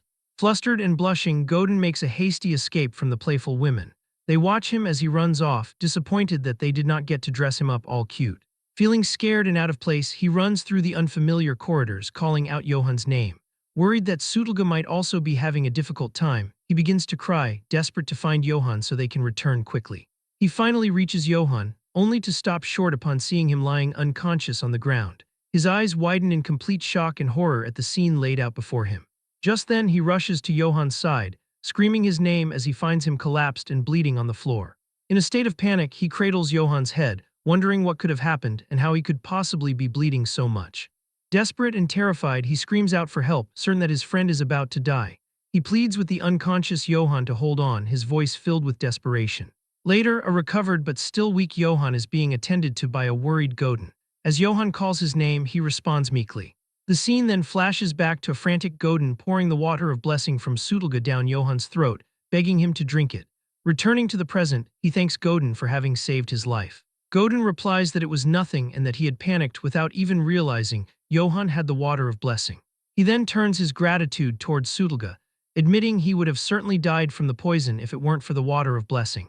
Sutelga, however, just chides him for his stupidity, questioning why he would seek out Baron Einbeck, a known member of the pro-emperor faction. He sarcastically chides him, saying that if he is going to be so reckless, he should at least die quickly to conserve the remaining half of the potion. To this, Johann replies that there is still half left, so he will use it wisely from now on. Sutelga then asks if he managed to capture Baron Einbeck, nodding that he is needed to prove the charges of treason. Johann admits that by the time he got to the Baron's quarters, the man had already fled. In a flashback, an enraged Johann, still suffering from the effects of the poison, screams for Baron Einbeck to show himself. Fueled by his fury, he and his subordinates charge forward, vowing not to go easy on him for having poisoned the liquor. However, one of his subordinates reports that their target seems to have already run away. As Johann scans the now empty room, his eyes catch something on the floor. He spots a letter with a distinctive red wax seal lying on the stone floor. Back in the present, he reveals to Sutelga that while he didn't catch the Baron, he did find something far more important. He holds up the sealed letter, explaining that it contains documents Einbeck could not take with him which detail the entire incident. To this, Sudolga presses for more details, asking if this is proof that the emperor hired the bandits as the rumors had suggested. But Johann gravely replies that it is not. He explains that the documents contain something far more serious. Miles away, a lone rider approaches a fortified gate under the light of the full moon. The hooded figure is revealed to be Baron Einbeck, riding swiftly through the forest. He smirks to himself, confident that by now Johann is dead from the poison. Pleased with himself, he believes everything is proceeding exactly as the emperor had intended. He soon arrives at a massive, hidden mercenary camp where guards announce his arrival and clear the way. One of his lieutenants greets him warmly as he dismounts his horse. Then he stands before a massive army of assembled mercenaries, their ranks stretching as far as the eye can see. Addressing his troops, he furiously declares that they are not mere bandits. He proudly proclaims they are the strongest mercenaries of the empire, bound by the emperor's own gold. He states they are warriors who swear loyalty to the great emperor, and that dazzling glory will be their reward. Then he boasts that he has spent a long time undermining Marcel from within, and now holds all their plans and strategies in his hand. He cackles maniacally, promising that Marcel's forces will fall into chaos and die without ever knowing who their true enemy is. His speech incites a bloodthirsty roar from the assembled mercenary army. After that, he raises a fist, reveling in the power of the force he has assembled. Then he delivers his trump card, announcing that His Majesty the Emperor has personally sent an imperial court mage to aid them. The mercenaries are stunned, with one wondering aloud if it could be the legendary Kegel of the Crimson Flame. Just then, from the shadows, a mysterious clawed figure emerges. A new voice scoffs, insulted at the idea of being mistaken for an ordinary mage. A sinister snake-like woman reveals herself, declaring that she is an imperial court mage favored by the emperor, and she introduces herself to the stunned army as the imperial court mage Janina. The mercenaries are shocked to see a snake beastman, murmuring that they have never heard of a mage named Janina. To this, she explains that of course they haven't, as she does not wield trivial elemental magic. Instead, she ominously declares, "I handle living weapons." The mercenaries stare in confused horror, wondering what living weapons could possibly mean. As if to answer, she uncorks a vial, releasing a vibrant magical essence into the air. With a malevolent grin, she confirms their unspoken fears. The ground trembles as something massive begins to materialize from her spell. The magical energy coalesces, forming a gargantuan, monstrous shape before their eyes. The mercenaries look on in absolute terror at the creature being summoned. A massive, hulking troll looms over the army, summoned by Janina. One of the soldiers identifies the monster in disbelief as a troll. She smiles sadistically, declaring that her adorable troll will now fight alongside them. Just then, Baron Einbeck rallies his forces, shouting that tomorrow is the day they will crush Marcel's second subjugation force. He punches the air, vowing to offer the entire city of Marcel up to the emperor. The mercenaries roar in unison, cheering for the Holy Empire, and the entire camp erupts in a deafening war cry. Long live the emperor, long live the Holy Empire. Meanwhile, back in his room, a grim Johann has finished laying out his plans. Then he calls for Godin, who responds at once. He hands him the sealed documents, instructing him to deliver them only to Governor Velaco Traniani and tell no one else. Godin accepts the letter, understanding that it contains information the governor must verify for himself. Johann then summons the mercenaries Goran and Can to his side. As they prepare, Sudolga wonders in his mind why the Ifel River is trying to save that knight, and what it hopes to accomplish through him. On the day of their departure, the dwarf captain named Kumel positions himself in front of the gate of Marcel. Behind him, the members of the 2nd Marcel Bandit Subjugation Force gather together, completing their final preparations before heading out. Within the ranks, the Holy Knights offer up a prayer to seek power and protection for the upcoming clash. Meanwhile, Johann, who is now serving as a respected commander, mounts his warhorse to meet the front lines. Before he can move, Godin yells out his name while attempting to get his attention. Wishing the knight good luck, Godin asks him to look after the mage during the trip. Sudolga dismisses these worries and tells the boy that this is far from his first time participating in a mission like this. He advises Godin to focus on worrying about himself instead. Johann bids them both farewell and mentions that he is heading out as he rides toward the soldiers. He travels through the lines of waiting troops to find the other leaders at the vanguard. Captain Kumel asks if Johann has reached his position yet, to which the knight answers that he is here and ready to fight. Shortly after, the leader of the subjugation force gives the signal to start the march. At this sign, he bellows for all the troops to commence their advance. His thunderous command to move outrings across the field, which even surprises his own second in command. At the same time, the proud elven knights who follow Gustav charge forward to lead the way at the front. While the main army proceeds, Gustav's unit rides significantly farther ahead and creates a great cloud of dust. Johann watches their movement and realizes with some shock that the dwarf captain was truly granted full command over the group. A soldier in Kummel's group blows a horn, and the captain instructs him to repeat the signal one more time. With a final loud blast, Kummel orders the entirety of the force to advance toward the area controlled by the bandits. Inside the city of Marseille, Velaco gazes out at his town as Ayan, the Katana branch manager, walks up from behind him. She reports with a smile that the force for the mission has finally left the city. The city magistrate looks toward her to discuss the current situation. He holds a letter that was delivered by Johann and asks if she has already looked at what it says. Ayan confirms that the document was found inside Baron Einbeck's quarters only 1 day ago. Velaco shows his frustration that this evidence appeared in the Baron's quarters just 1 day before they were supposed to deploy. He expresses a lack of belief that the letter is real, knotting the web of deep grudges that exists between the different noble houses. She argues back, promising the magistrate that the crest stamped on the letter belongs to House Einbeck. She clarifies that she has read the text herself and verified the Baron's guilt. To this, Velaco admits that the combination of that specific crest and the contents of the letter make the Baron seem responsible. Ayan further reports that they tried to interrogate Einbeck, but explains that he had already escaped from the city. She views his disappearance as additional proof of his involvement. Velaco remains skeptical, however, and declares that he does not trust the young knight. He worries that the Katana Trading Company is putting too much trust in a stranger. Ayan defends their choice and insists that the company only gives its trust to those who are worth it. The governor seems to accept this point, but gives her a warning to keep in mind. He warns her that if the actions of that night destroy the peace within the city, the Katana Trading Company will be forced to answer for it. This makes Ayan realize that Velaco might actually be part of the pro-emperor faction because of how manipulative he acts. In the camp of the pro-emperor faction, a man asks Baron Einbeck if it is true that the army has set out. The Baron smiles and says that he just got that message from his courier. He gloats and feels certain that the troops of Marseille will be lured into his trap, and the city will fall to the emperor. Duke Mayhem, who leads the Special Operations Unit, and Imperial Mage Janina laugh at this. The Duke mentions that when he takes over Marseille, his first goal is to find a brothel, a comment Janina finds revolting. The Duke then looks at Einbeck's face and asks why he is so pale and nervous. The Baron sweats and tells them there is no need for worry, though he is clearly afraid of something in reality. He asks Janina if she has received any news regarding Sir Karamov lately. He asks if something could have gone wrong with his expedition, such as a major injury. Both Janina and the Duke find the question very strange. Janina starts to laugh and says the idea of Karamov being hurt is a massive joke. She brags that he is the most powerful swordsman in the Empire who is covered in legendary gear. She views him as the very center of the Empire's military power and thinks it is impossible for something to happen to him. The nervous Baron Einbeck simply agrees with her.